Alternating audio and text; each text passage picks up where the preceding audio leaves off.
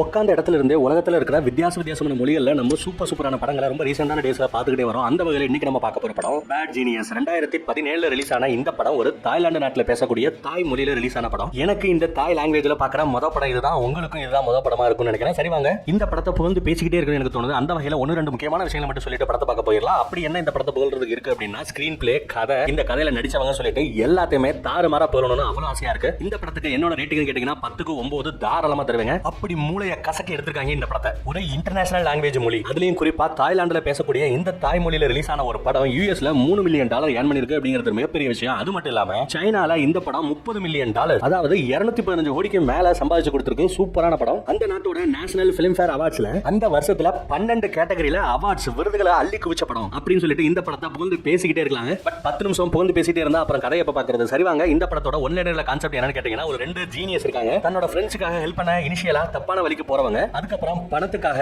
இன்னும் தப்பான வழியில பண்ண ஆரம்பிக்கிறாங்க. இவங்க பண்ற எந்த தப்புக்குமே ஜெயில போய் போட மாட்டாங்க, ஜெயில போடவும் முடியாது. அப்படிப்பட்ட ஒரு சாதாரண குற்றம் தான். அப்படி என்ன குற்றம்னு கேக்குறீங்களா? எக்ஸாம்ல உங்க பக்கத்துல உட்கார்ந்து இருக்கவங்களுக்கு இவங்க சொல்லி கொடுக்குறாங்க. இதுதாங்க இவங்க பண்ற தப்பு. இதுலயே இவங்க லட்சக்கணக்கில் சம்பாதிக்கவும் போறாங்க. என்னடா பக்கத்துல உட்கார்ந்தவனுக்கு நம்ம அப்படியே ஆன்சர் ஷீட் எடுத்து காமிக்கிறதுனால லட்சக்கணக்கில் எப்படி சம்பாதிக்க முடியும் அப்படின்னு கேக்குறீங்களா? பக்கா பிளானிங். அதனால தான் இந்த படத்தோட பேரே பேட் ஜீனியஸ் அப்படின்னு வச்சிருக்காங்க. பிட் அடிக்கிறதையே இன்னும் வித்தியாசமா சூப்பரா நீங்க நினைச்சு பார்க்க முடியாத ரேஞ்சுக்கு கொண்டு போயிருப்பாங்க. சரி வாங்க வீடியோக்குள்ள போகலாம். இந்த படத்தோட ஸ்டார்டிங் சீன்ல ஒரு ஸ்கூல் பொண்ணை காமிக்கிறாங்க. தன்னோட அப்பா ரொம்பவே கஷ்டப்படுற ஃபேமிலில இருக்காரு. அவரு தன்னோட பொண்ணை ஒரு நல்ல ஸ்கூல்ல சேர்க்கணும் சொல்லி இங்க கூட்டு வந்திருக்காரு. பட் அந்த ஸ்கூல்ல இந்த பொண்ணை சேர்க்கிறதுக்காக அவ எப்பேற்பட்ட பொண்ணு, எப்பேற்பட்ட படிப்பாளி அப்படின்னு சொல்லிட்டு அவ ஒவ்வொரு ஸ்கூல்லயும் ஒவ்வொரு கிளாஸ்லயும் என்னெல்லாம் அவார்ட்ஸ் வாங்கியிருப்பா, எப்படி எல்லாம் படிச்சிருப்பா, என்னென்ன கிரேட் வாங்கிருக்கான்னு சொல்லி எல்லாத்தையும் அவங்க அப்பா எக்ஸ்பிளைன் பண்ணிட்டு இருக்காங்க. அதை அப்படியே பாதியில நிப்பாட்டின இந்த ஸ்கூலோட ஹெட் மாஸ்டர், உங்க பொண்ணை எங்க ஸ்கூல்ல சேர்க்கறதுக்கு எங்க சைடுல இருந்து எந்த பிரச்சனையும் கிடையாது, பட் இங்க கொஸ்டின் என்னன்னா அப்படின்னு சொல்லிட்டு அந்த பொண்ணை பார்த்து நேருக்கு நேரம் கேக்குறாங்க, உனக்கு இந்த ஸ்கூல்ல படிக்கிறதுக்கு ஆர்வமா இருக்கா, உனக்கு இந்த ஸ்கூல்ல படிக்கிறதுக்கு விருப்பமா அப்படின்னு கேட்க, அதுக்கு அவ இல்லன்னு சொல்றா. ஏன் இல்லன்னு சொல்றா? எங்க ஸ்கூல்ல பார்த்தா உனக்கு நல்ல ஸ்கூல் மாதிரி தெரியலன்னு கேட்க, அதுக்காக இல்ல,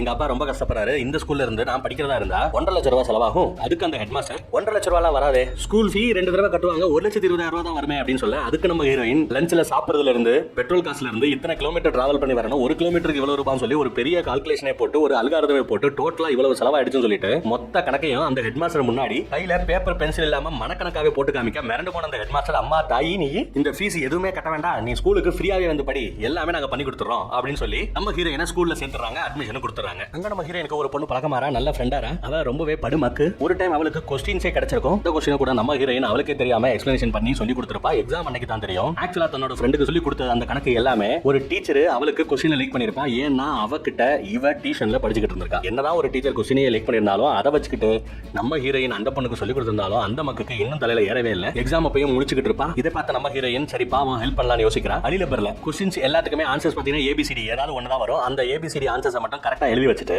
தான் போட்டிருந்த ஷூ இருக்கு இல்லையா, அந்த ஷூக்குள்ள அந்த ரப்பரை வச்சு காலை வச்சு சரியா பின்னாடி உட்கார்ந்துட்டு இருக்கிற அந்த ஃப்ரெண்டுக்கு தள்ளிவிட, அவளும் அந்த ஷூ கரெக்டா இவகிட்ட வரும்போது அது மேலேயே அப்படியே நச்சுன்னு மிதிக்க, வெளிய இருந்து பாக்குறவங்களுக்கு என்ன தெரியும்னா ஷூ போட்டிருக்கா, கொஞ்சம் பெரிய ஷூ போட்டிருக்கா, அந்த மாதிரி தான் தெரியும். பட் ஆக்சுவலா அவகிட்ட இப்ப 2 ஷூ இருக்கு. ஒன்னு அவ போட்டிருக்கிற ஷூ, இன்னொன்னு அந்த ஷூக்கு கீழே முன்னாடி உட்கார்ந்திருக்கா இல்லையா அந்த ஸ்டூடெண்டோட ஷூ. அப்படியே பொறுமையா கீழே போய் அந்த ரப்பரை எடுத்து அதுல இருக்க ஆன்சர்ஸ் எல்லாம் பார்த்து எழுதிக்கிட்டு இருப்பா. இப்ப நம்ம ஹீரோயினுக்கு ஷூ வேணும் இல்லையா, சோ அதனால இவன் என்ன பண்றா, இவளோட ஷூவை கழட்டி முன்னாடி தள்ளிவிட அது ஒரு சேர்ல இடிச்சு நடந்து போற அந்த பாதியில போய் விழுந்துருது. அச்சச்சோ மாட்டிப்பா அப்படின்னு பார்த்தா டீச்சர் பாக்குறதுக்குள்ள டப்புனு எந்திரிச்சு போய் போற வழியில இவளோட ஷோ கலந்து விழுந்த மாதிரி ரியாக்ட் பண்ணி அந்த ஷோவை அப்படியே காலையே அட்ஜஸ்ட் பண்ணி இழுத்துட்டே போயிடுறான். ஆன்சர் டீச்சர் கொடுத்துட்டு வெளியே வந்துடுறான். ஃப்ரெண்ட் வந்து ரொம்ப தேங்க்ஸ் சொல்ல அந்த ஃப்ரெண்டோட லவர் இங்க வரா, அவளும் ரொம்ப தேங்க்ஸ் சொல்லிட்டு ஒரு பேமெண்ட்டையும் கொடுக்குறான். இனிஷியலா நம்ம ஹீரோயின் வாங்குறதுக்கு ஒத்துக்கல. பட் அதுக்கப்புறம் இவளுக்கு ஒரு உண்மை தெரிய வருது. என்னன்னா இந்த ஸ்கூல் என்னதான் எல்லா ஃபீ இல்லாம உன்னை ஃப்ரீயா சேர்த்துக்கிறேன்னு சொல்லியிருந்தாலும் டீ மணின்னு சொல்லிட்டு ஏதோ ஒரு பேமெண்ட்டை இவங்க அப்பா கிட்ட இருந்து வாங்கிட்டு தான் இருக்கா. ஆல்ரெடி அவர் ரொம்பவே கஷ்டப்பட்டு இருக்காரு. எல்லாம் ஃப்ரீயா தரேன்னு சொல்லிட்டு தனக்கே தெரியாம ஒரு பேமெண்ட்டை அவரோட அப்பா கிட்ட இருந்து வாங்குறது பிடிக்காதவ, அட்லீஸ்ட் அதுக்காவது இந்த பணம் பிரயோஜனப்படுதுன்னு சொல்லிட்டு அந்த பணத்தை வாங்கிக்கிறான். அப்பா அவன் சொல்றான், இதே மாதிரி எனக்கு நம்பகமான ஒரு 5 ஃப்ரெண்ட் இருக்காங்க, அவங்களுக்கு நீ ஹெல்ப் பண்ணான்னு சொல்ல, அவங்களும் ஒரு சப்ஜெக்ட்டுக்கு 3000 ரூபாய்.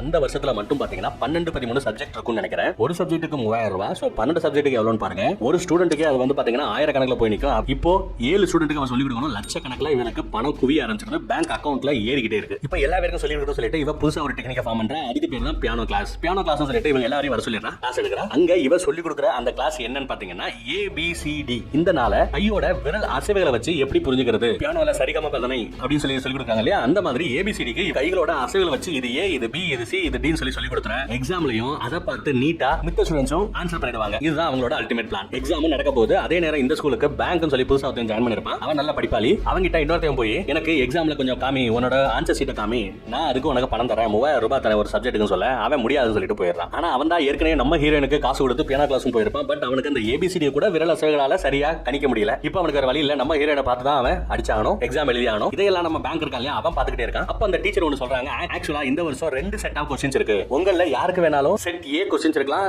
செட் பி கொஸ்டின்ஸ் இருக்கலாம் அப்படின்னு சொல்ல அப்படியே இடியத்துக்கு போட்ட மாதிரி இருக்கும். இவங்க எல்லாம் இருக்கும். அப்படியே நம்ம ஹீரோயின் கையிலேயே ஒரு சிம்பிள் காமிக்கிறா, அதாவது இவளுக்கு வந்திருக்கிறது செட் 2 கொஸ்டின்ஸ். சோ விரலையே 2 கான கொஸ்டின்ஸ் எல்லாம் நான் சொல்ல போறேன், நோட் பண்ணிக்கங்க சொல்லிட்டு வரிசையா ஏபிசிடியை வந்து விரல்களையே அசை கொடுக்க அதை பார்த்து அப்படியே எழுதி அந்த குரூப் ஆன்சர் ஷீட்டை கொண்டு போய் டீச்சர்ட்ட கொடுக்குறாங்க. நிறைய பேர் டீச்சர் முன்னாடி போய் நிக்க அந்த கேப்பை யூஸ் பண்ணி இவன் என்ன பண்றான், பக்கத்துல உட்கார்ந்திருந்தாலே அவங்கிட்ட செட் 1 கொஸ்டின்ஸ் இருக்கும், இவளோட பேப்பர்ஸ் எல்லாம் அவங்கிட்ட கொடுத்துட்டு அவனோட பேப்பர்ஸ் எல்லாம் இவன் வாங்கிக்கிறான். இப்போ செட் 1க்கான ஆன்சர்ஸ் எல்லாத்தையும் ரொம்ப ஃபாஸ்டா ஒர்க் அவுட் பண்ணி ஆன்சர்ஸ் எல்லாம் ரெடி பண்ணி எக்ஸாம் முடியற கொஞ்ச நேரத்துக்குள்ள இப்போ செட் 1க்கான கொஸ்டின் சொல்ல போறேன்னு சொல்லி சிம்பாலிக்கா சொல்லிட்டு செட் 1க்கான ஆன்சர்ஸை விரலையே கொடுக்க எல்லா வேற டப்ப டப்ப டப்ப டப்பன்னு பாத்தியத சூப்பரா போயிட்டு இருக்கும். அப்ப அந்த பையன் கேட்பான், உன்னோட பேப்பர்ஸ் என்கிட்ட இருக்கு, பேசாம நான் உன் பேருக்கு பதிலா என் பேர் எழுதுறவா அப்படின்னு கேட்க, அதெல்லாம் எழுதாத எம்டியா வச்சிரு அப்படின்னு சொல்லிடுவான். பை தி டைம் எக்ஸாம் முடிஞ்சிருது, டீச்சர் வந்து எல்லார்கிட்ட இருக்க அந்த பேப்பர்ஸ் வாங்கிட்டு போறாங்க. எக்ஸாம் ஹாலுக்கு வெளியே நம்ம ஹீரோயின் உட்கார்ந்துட்டு இருக்கா, டீச்சர் பக்கத்துல வந்து என்ன பேப்பர்ல பேர் கூட எழுதாம கொடுத்திருக்கா, இந்த பேப்பர்ல பேர் எழுதி கொடுன்னு சொல்லி பேர் எழுதி வாங்கிட்டு போறாங்க. அதே நேரம் ஹெட் மாஸ்டர் இவனை கூப்பிட்டு வராங்க. என்னாச்சோ என்ன பிரச்சனையோ சொல்லிட்டு நம்ம ஹீரோயின் போய் பார்த்தா அங்க இவளை பார்த்து எழுதுறதுக்காக ஒருத்தன் உட்கார்ந்திருந்தா இல்லையா, அவன் உட்கார்ந்திருக்கான். நம்ம ஹீரோயின் வர சொல்றாங்க, நீ இந்த பையன் பார்த்து எழுதுறதுக்கு ஹெல்ப் பண்ணியா அப்படின்னு கேட்க, அதுக்கு அவன் இல்லன்றா. இவன் கிட்ட நீ பார்த்து எழுதுனியான்னு கேட்க அவனும் இல்லங்கறான். ஆனா அந்த பேங்க் இருக்கல அவன் வந்து இல்ல இவன் என்கிட்ட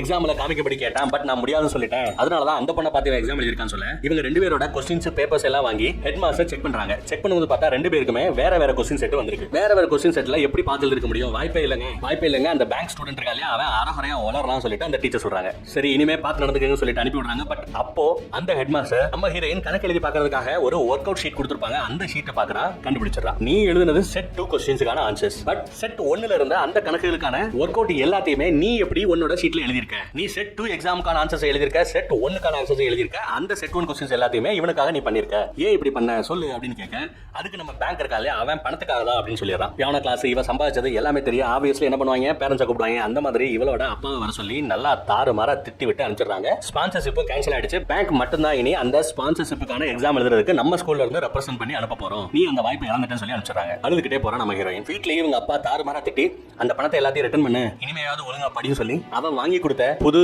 ஷர்ட் பேண்ட் இருக்கும்ல எல்லாத்தையும் அவுத்து அவன் முன்னாடியே விட்டுறான். இந்த சீன்ஸ் எல்லாம் ஒரு பக்கம் போயிட்டு இருக்கு. அங்கங்க ஒரு சீன் வருது, அதாவது இவகிட்ட இருந்து அந்த எக்ஸாம்ஸ்ல எல்லாத்தையும் பார்த்து எழுதுனாங்க இல்லையா, அவங்கள யாரோ ஒருத்தவங்க என்கரேஜ் பண்றதாவும் அந்த என்கரேஜ்க்கு இவங்க பதில் சொல்ற மாதிரியான சீன்ஸ் வந்துகிட்டு இருக்கு. இப்போ ஏதோ ஒரு பெரிய எக்ஸாம்ல பிட் அடிச்சு மாட்டிக்கிறாங்க, அதுக்கான பதில தான் அந்த இன்வெஸ்டிகேட்டர்ஸ் கிட்ட எக்ஸ்பிளைன் பண்ணிட்டு இருக்காங்க அப்படிங்கிறது நமக்கு நல்லா புரியுது. இதெல்லாம் ஒரு பக்கம் போயிட்டு இருக்கு, அந்த பக்கம் கதை போயிட்டு இருக்கு. அப்படியே இன்னொரு பக்கம் அந்த அழகான ஃப்ரெண்ட் இருக்கா இல்லையா, அவனோட லவரோட பேரண்ட்ஸ் மீட் பண்றதுக்காக போயிருக்கா. எல்லாரும் ஒண்ணா உட்கார்ந்து டின்னர் சாப்பிட்டு இருக்காங்க. அங்க அவனோட பேரண்ட்ஸ் சொல்றாங்க, என் பையனுக்கு ஒரு பிரைவேட் காலேஜ்ல ஸ்காலர்ஷிப்ல ஃபாரின்க்கு அனுப்பிச்சு நான் படிக்க வைக்க போறேன், உன் கூட சேர்ந்ததுல இருந்து அவன் நல்லா படிக்கிறான், நல்லா ஸ்கோர் பண்றான், சோ நீயும் அவன் கூட சேர்ந்து போய் காலேஜ் படிச்சீங்கன்னா ரொம்ப வசதியா இருக்கும், உனக்கான செலவுகளையும் நாங்களே பண்ணிக்கிறோம், நீ அவன் கூட போய் அந்த எக்ஸாம் அந்த என்ட்ரன்ஸ் எக்ஸாமுக்கு மட்டும் நல்லா படிச்சு பாஸ் பண்ண வச்சு அவன் கூட போயிட்டு உங்க ரெண்டு பேருக்கும் கல்யாணம் வரைக்கும் நாங்களே பண்ணி வைக்கிறோம் சொல்ல அந்த மேட்டர் எல்லாம் நம்ம ஃப்ரெண்ட் கிட்ட எக்ஸ்பிளைன் பண்ணி தயவு செய்து எனக்கு அந்த என்ட்ரன்ஸ் எக்ஸாம்ல பாஸ் ஆகிறதுக்கு சொல்லி கொடுன்னு கெஞ்சுறாங்க. அந்த மாதிரியான பெரிய என்ட்ரன்ஸ் எக்ஸாம்ல சீட் பண்றது அப்படிங்கிறது நடக்கவே நடக்காத காரியம், அதனால வாய்ப்பு இல்லைன்னு சொல்லி நம்ம ஹீரோயின் முடியாது சொல்லிடுறா. ஸ்டார்டிங்ல முடியலன்னு சொன்னாலும் அதுக்கப்புறம் என்ன நினைச்சா தெரியல, சரின்னு ஒத்துக்கிறா. சூப்பரான ஒரு விஷயத்தை கண்டுபிடிச்சிருக்கா. என்னன்னா இந்த என்ட்ரன்ஸ் எக்ஸாம் உலகத்துல இருக்கிற எல்லா பேரும் ஒரே நேரத்தில் எழுத ஆரம்பிப்பாங்க. பட் உலகத்துல இருக்கிற எல்லா நாடுகளும் ஒரே மாதிரியான டைம் ஜோன்ல இருக்கிறது இல்ல. இங்க 8 மணினா ஒரு கண்ட்ரில அது 7 மணியா இருக்கும், ஒரு கண்ட்ரில அது 6 மணியா கூட இருக்கலாம். அந்த வகையில இந்த எக்ஸாம்ஸ் எல்லாத்தையுமே முத யார் எழுத போறாங்கன்னா ஆஸ்திரேலியால சிட்னி சென்டர்ல எக்ஸாம் எழுதுறாங்க இல்லையா, அவங்க தான். தாய்லாந்துல எக்ஸாம் எழுதுறதுக்கு 4 மணி நேரத்துக்கு முன்னாடியே ஆஸ்திரேலியால சிட்னில எக்ஸாம் ஸ்டார்ட் ஆயிடுது. சோ நான் அங்க போய் எக்ஸாம் எழுத ஆரம்பிச்சிருவேன். எக்ஸாம் ஃபாஸ்டா எழுதி முடிச்சுட்டு அந்த இன்டர்வல் கேப் இருக்கு இல்லையா, அந்த கேப்ல வந்து நான் உங்களுக்கான ஆன்சர்ஸ் எல்லாத்தையுமே மனப்பாடம் பண்ணிட்டு போன்ல டைப் பண்ணி அனுப்புவேன். அந்த ஆன்சர்ஸ் கூட இவங்களால மனப்பாடம் பண்ணி சரியா எழுத முடியாது. சோ அதுக்கு ஒரு ஐடியா பண்றா. என்னன்னா பென்சில் இருக்கு இல்லையா, அந்த பென்சில்ல பாத்தீங்கன்னா பார் கோட் இருக்கும். அந்த பார் கோட் தான் இந்த ஏபிசிடிக்கான ஆன்சர். இதுக்கு முன்னாடி பார்த்தா அந்த பிட் அடிக்கிற சீன்ல கை விரல அசைச்சு இது ஏ இது பி இது சி அப்படி சொல்லி கொடுத்தாலே, அதே மாதிரி இங்க அந்த பென்சில்ல பார் கோட் இருக்கும் பாத்தீங்களா, அதுல நல்ல தடிமனான கோட் வந்து ஏ, கொஞ்சம் தடிமன் கம்மியா இருந்தா பி, இன்னும் கம்மியா இருந்தா சி, ரொம்பவே ஒல்லியா இருந்தா டி. இந்த மாதிரி ஏபிசிடி அப்படிங்கிற ஆன்சர்ஸ் எல்லாத்தையுமே பார் கோட்லயே அந்த பென்சில்லையே லேபிள் ஒன்னு பிரிண்ட் பண்ணி ஒட்டி விட்டாங்கன்னா பென்சில் இருக்கிற பார் கோட யாருமே சந்தேகப்பட வாய்ப்பு இல்ல. அந்த பார் கோட் இதை தான் மீன் பண்ணுது அப்படிங்கறத யாராலையும் புரிஞ்சுக்க முடியாது. சூப்பரான ஐடியா தான். சோ இப்படி ஒரு பென்சில்ஸ் ரெடி பண்ணி அதை நீங்க எக்ஸாம் சென்டருக்கு எடுத்துட்டு போனீங்கன்னா அதை பார்த்து நீட்டா எக்ஸாம் எழுதி முடிச்சிடலாம். இப்போ வரைக்கும் நீங்க பார்த்த எல்லாமே சூஸ் தி பெஸ்ட் ஆன்சர். இது வந்து ஏபிசிடி அப்படிங்கிற விஷயத்துல நீங்க பார்த்து பண்ணிடுவீங்க. ஆனா இதுல எஸ்ஏ எக்ஸாம்ஸ் இருக்கு. அது எந்த எஸ்ஏ கேக்குறாங்க அப்படிங்கிற क्वेश्चन மட்டும் தான் நான் ஃபர்ஸ்ட் உங்களுக்கு சொல்ல முடியும். ஆன்சரை நீங்க படிச்சு பார்த்து அதுக்கப்புறம் எக்ஸாம் எழுத போனீங்கன்னா வசதியா இருக்கும்னு எக்ஸ்பிளைன் பண்ணிடுறேன். இதுக்கு எவ்வளவு பேர் முடியுமோ அவ்வளவு பேரையும் நீ கிளையண்டா சேர்த்துக்கிட்டே இரு. வர ஷேரிங்ல வர ஏர்னிங்ல உங்களுக்கு ஒரு கட்டு கொடுத்துறேன்னு சொல்ல அவங்களும் சரிங்கறாங்க. அவங்க பட் இதுல இருக்கிற மிகப்பெரிய பிரச்சனை என்னன்னா क्वेश्चनக்கான ஆன்சர் இதுதான் சொல்லி மக்கப் பண்றதுக்கான சரியான நேரம் அங்க இருக்காது. இவன் மொத எக்ஸாம்ஸ் எல்லாம் எழுதணும். அதுக்கப்புறம் அந்த ஆன்சர்ஸ் எல்லாத்தையும் கரெக்டான வரிசையில மனப்பாடம் பண்ணி அதுக்கப்புறம் மொபைல்ல டைப் பண்ணி அனுப்பணும். ஆன்சர்ஸையும் மனப்பாடம் பண்ணி டைப் பண்ணி அனுப்புறதுக்கு டயம் இருக்காது. சோ இந்த பிளான் ஒர்க் அவுட் ஆகும்னா என்ன மாதிரி ஒரு இன்னொரு ஜீனியஸ் வேணும். யாரை கேட்கறா அப்படின்னா அந்த பேங்க் நோட் வரனால அவனை கேட்கறான். அவன் நம்ம பிளானுக்கு ஒத்து வந்தானா ஒரு பாதி क्वेश्चंसக்கான ஆன்சரை நான் மனப்பாடம் பண்ணி டைப் பண்ணி அனுப்பிச்சிடுவேன். இன்னொரு பாதி क्वेश्चनக்கான ஆன்சரை அவன் மனப்பாடம் பண்ணி டைப் பண்ணி அனுப்பிச்சிடுவான். அவனுக்கு நம்ம ஒரு ஷேர் கொடுத்துடலாம். பட் இதுக்கு பேங்க் ஒத்துக்கிட்டாதான் உண்டு, இல்லைன்னா இந்த பிளான் இல்ல அப்படின்னு ரொம்ப யதார்த்தமா சொல்லி முடிக்க. அடுத்த நாள் பாத்தீங்கன்னா அந்த பேங்க்குக்கு அந்த ஸ்காலர்ஷிப் எக்ஸாமுக்கான டேட், அந்த டேட்ல எவனோ 2-3 பேர் வந்து இவனை அடி நடிச்சு எங்கேயோ ஒரு குப்பைகளுக்கு நடுவில் தூக்கி போட்டு போயிடுறாங்க. அவன் அங்க இருந்து வீட்டுக்கு வந்து சேர்றதுக்குள்ள அந்த எக்ஸாமுக்கான டேட் முடிஞ்சு போயிடுது. அந்த ஸ்காலர்ஷிப் எக்ஸாமை எழுதுறதுக்கான வாய்ப்பையும் அவன் இழந்துடுறான். இவனோட அம்மா துணிதை வச்சு அயன் பண்ணி ரொம்பவே கஷ்டப்பட்டு தன்னோட பையனை படிக்க வைக்கிறாங்க. அவங்களுக்காக தான் இவன் படிச்சு செட்டில் ஆகணும்னு பார்த்தான். பட் அது முடியாம போச்சுன்னு பயங்கர வருத்தம் எனக்கு. அதே நேரம் நம்ம ஹீரோயின் பேங்க போய் பார்த்துட்டு சாரி நீ என்னோட என்ட்ரன்ஸ் எக்ஸாம் எழுதாம போனதுக்கு, பட் எனிவே இப்போ எனக்கு ஒரு நல்ல ஐடியா இருக்கு, நம்ம நல்லா சம்பாதிச்சு ஒரு பிரைவேட் காலேஜ்லயே போய் நம்ம படிக்கலாம் அப்படின்னு சொல்லி எக்ஸ்பிளைன் பண்ணிட்டு நீ விருப்பம் இருந்தா இந்த அட்ரஸ்க்கு வா சொல்லி ஒரு அட்ரஸ்க்கு கூப்பிட அவனும் வந்துடுறான். அங்க போனதுக்கு அப்புறம் தான் நம்ம ஹீரோயின் A to Z மொத்த பிளான் எக்ஸ்பிளைன் பண்றான். சரி இதெல்லாம் பண்ணா எனக்கு எவ்வளவு ஷேர் கிடைக்கும் அப்படின்னு கேட்க 10 லட்சம் ரூபாய் உனக்கு கிடைக்கும் அப்படின்னு சொல்றான். சரி உனக்கு எவ்வளவு ஷேர் அப்படின்னு கேட்க அதுக்காக 20 லட்சம் ரூபாய் என்னோட ஷேர்னு சொல்றான். அப்படியே மிரண்டு போறான் அந்த பையன். இவங்க எல்லாத்தையுமே பிராக்டிகலா பண்ணி ட்ரை பண்றாங்க. அதுதான் இந்த படத்தோட பிளஸ். இப்படி பேசணும், இப்படி வைக்கணும், இப்படி எக்ஸாம் எழுதணும் சொல்லிட்டு எல்லா விஷயங்களுமே கத்துக்கிறாங்க. இதுலயும் குறிப்பா ஒருவேளை அந்த எக்ஸாம்ல மாட்டிக்கிட்டா என்ன பதில் சொல்லணும்ன்றது கூட ரிஹர்சல் பண்றாங்க. ஆக்சுவலா நீங்க இந்த வீடியோ பார்த்துட்டு இருக்கும்போது தெரிஞ்சிருக்கும், நிறைய இடத்துல அங்கங்க யாராவது ஒருத்தவங்க வந்து மாட்டிக்கிட்ட மாதிரி பேசிட்டு இருப்பாங்க. அது எல்லாமே இவங்க இங்க பிராக்டிஸ் பண்ணலாம். சம மூலையில இன்கேஸ் நம்ம ஹீரோயின் மாட்டிக்கிட்டா என்ன பதில் சொல்லணுங்கிறத நல்லா பிராக்டிஸ் பண்ணிடுறாங்க. அதுக்கப்புறம் உல்டாவா நம்ம ஹீரோயின் ஒரு கேள்வி கேட்பா, இன்கேஸ் பேங்க் மாட்டிக்கிட்டானா நீ என்ன பதில் சொல்லுவேன் அப்படின்னு கேட்க அவன் நான் இப்படி எல்லாம் பதில் சொல்லுவேன், அவனுக்கு நமக்கு ஆகாது, சோ அதனால அவன் போய் சொல்றான். அப்படி இப்படின்னு அவனை பத்தி தப்பு தப்பா பேசிட்டு இருக்க அந்த ஃப்ளோலயே இவனை யாரோ ஒருத்தவங்க அடிச்சு போட்டு அந்த குப்பை மேட்டுக்கு நடுவில் தூக்கி போட்டு போனாங்க இல்லையா, அந்த மேட்டரையும் சொல்லிடுவான். இதை கேட்டதுமே கடுப்பான அந்த பேங்க் இவன் கூட பயங்கரமா சண்டை போடுறான். அதுக்கப்புறம் தான் தெரியும் என்னடா ஆக்சுவலா ஆளை வச்சு அடிச்சு இவன் அந்த குப்பை மேட்ல தூக்கி போட்டது யாருன்னு பாத்தீங்கன்னா இவன் தான். இதை எப்படி இவன் கண்டுபிடிச்சான் அப்படின்னா தன்னை யாரோ அடிச்சு போட்டதாவும் அதனாலதான் எக்ஸாம் எழுத முடியல அப்படிங்கறத இவன் எல்லாத்தையும் சொல்லியிருப்பான். பட் குப்பை மேட்டுக்கு நடுவுல இவன் கடந்ததை யாருக்கிட்டயுமே சொல்லல. அது எப்படி இவனுக்கு தெரியும்? அப்போ இவன் தான் ஆளை வச்சு இந்த எல்லா வேலையும் பண்ணிருக்கான். அந்த எக்ஸாம் எழுத முடியாம போனாதான் இவங்களுக்கு இந்த எக்ஸாம்ல சீட் பண்றதுக்கு நான் ஹெல்ப் பண்ணுவேன் சொல்லிட்டு A to Z பிளான் பண்ணி பண்ணது அந்த பையன் தான் அப்படிங்கறத புரிஞ்சுக்கிட்டனால பயங்கர சண்டை. நம்ம ஹீரோயின் எனக்கு இது எதுவுமே தெரியாது அப்படின்னு சொல்லுவா. பட் பேங்க் நம்புற மாதிரி தெரியல, சண்டை போட்டு போயிடுறான். அதுக்கப்புறம் அவனே வந்து நம்ம ஹீரோயின் மீட் பண்றான். நடந்து போச்சு, வேற வழியில எனக்கு பணம் வேணும், நம்ம இதை பண்ணியே ஆகணும்னு சொல்றான். ஆஸ்திரேலியால சிட்னி நகரத்துக்கு போறாங்க, நல்லா படிக்கிறாங்க. அந்த எக்ஸாம்ல பாத்தீங்கன்னா மொத்தம் 4 செக்ஷன் நடக்கும். முதல் செக்ஷன் பாத்தீங்கன்னா 45 நிமிஷம் நடக்கும். அந்த 45 நிமிஷத்துல எக்ஸாம் எழுதி முடிச்சிட்டு அதுக்கான ஆன்சர்ஸ் எல்லாத்தையும் மார்க் பண்ணிட்டு அதுக்கு அடுத்து ஒரு 10 நிமிஷம் பிரேக் இருக்கும். அந்த 10 நிமிஷம் பிரேக்ல இவங்க ரெண்டு பேரும் பாத்ரூமுக்கு ஓடுறாங்க. அங்க இவங்க ஏற்கனவே போனை ஒரு கவருக்குள்ள நல்லா சுத்தி வச்சுட்டு பாத்ரூம்ல அந்த ஃபிளஷ் பண்ற பாக்ஸ் இருக்கும் இல்லையா, அதுக்குள்ள தண்ணிக்குள்ள வெளிய வச்சிருப்பாங்க. அந்த போனை எடுத்து ABCDன்ற ஆன்சர்ஸ் எல்லாம் டைப் பண்ணி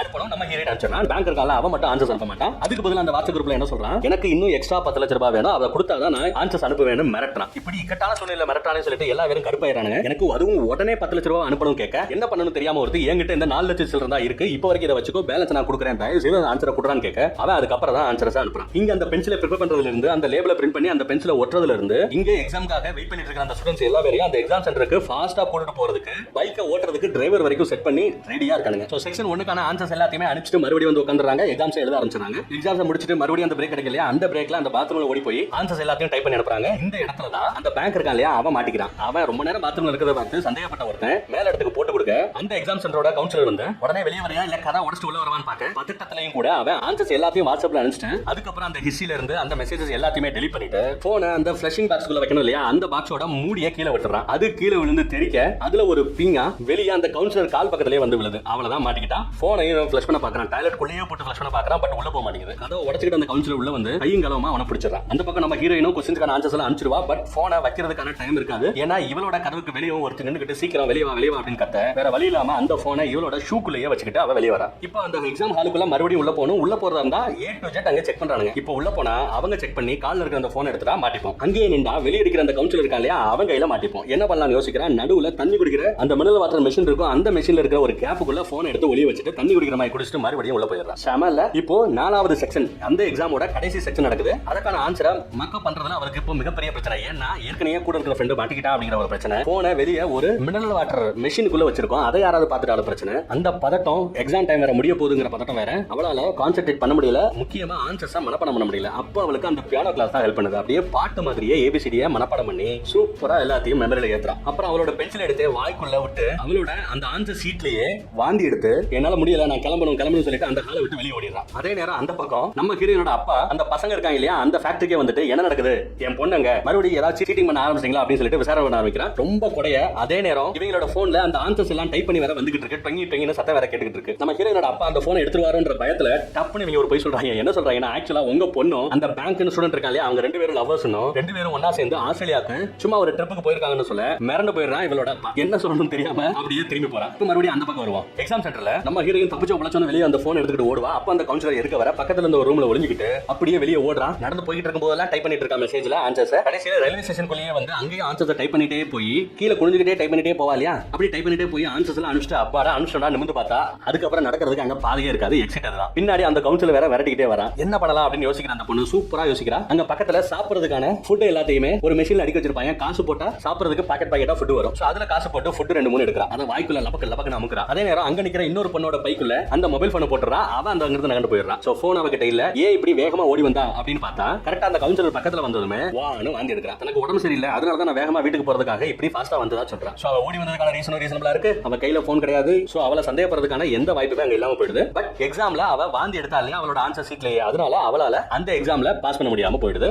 அந்த ஆன்சர் ஷீட்ஸ் எல்லாம் வேஸ்டா போயிடுது. இந்த ஆன்சர்ஸ் எல்லாமே வந்ததுமே அவங்க டப்பு டப்பு டப்புன்னு பிரிண்ட் பண்ணி அந்த பென்சில்ல அந்த லேபிள்ஸ் பார்கோட் இதெல்லாம் நீட்டா ஒட்டி அங்க ரெடியா இருந்த டிரைவர்ஸ் கூட ஏறி உட்கார்ந்து அவங்க எக்ஸாமுக்கு போறாங்க. ஒரு வழியா எக்ஸாம்ல அவங்க எல்லாரும் நீட்டா எழுதி முடிச்சற. ஆஸ்திரேலியால இருந்து நம்ம ஹீரோயின் மட்டும் தனியா ஏர்போர்ட்ல இறங்குறா. தன்னோட எக்ஸாம் பாலா பண்ணத பத்தி சொல்றா. அது மட்டும் இல்லாம பேங்க் மாட்டிக்கிட்டதாவும், ஆனா அவன் என்னதான் மாட்டிக்கிட்டாலுமே அவன் மட்டும் தான் பிரார்த்தனை பண்ணதா சொல்லி மாட்டிக்கிட்டான். நம்ம யாரையுமே காட்டி கொடுக்கல. அதனால நீங்க எல்லாம் எஸ்கேப் ஆயிட்டீங்க. பட் அவனோட லைஃபும் போயிடுச்சு. இனிமே அவன் அந்த பர்టిక్యులர் என்ட்ரன்ஸ் எக்ஸாம் எழுதுறதுக்கு தகுதி இல்லாதவன் அப்படின்னு சொல்லிடுறாங்க. இனிமே அவனால அந்த எக்ஸாமை எழுதவே முடியாது. அதனால சோகமா இவ போயிடுறா. போனா நம்ம ஹீரோயினோட முன்னாடி அவங்க அப்பா நிக்கிறாரு. நேருக்கு நேரம் அப்படியே மறைச்சு பாக்குறாரு.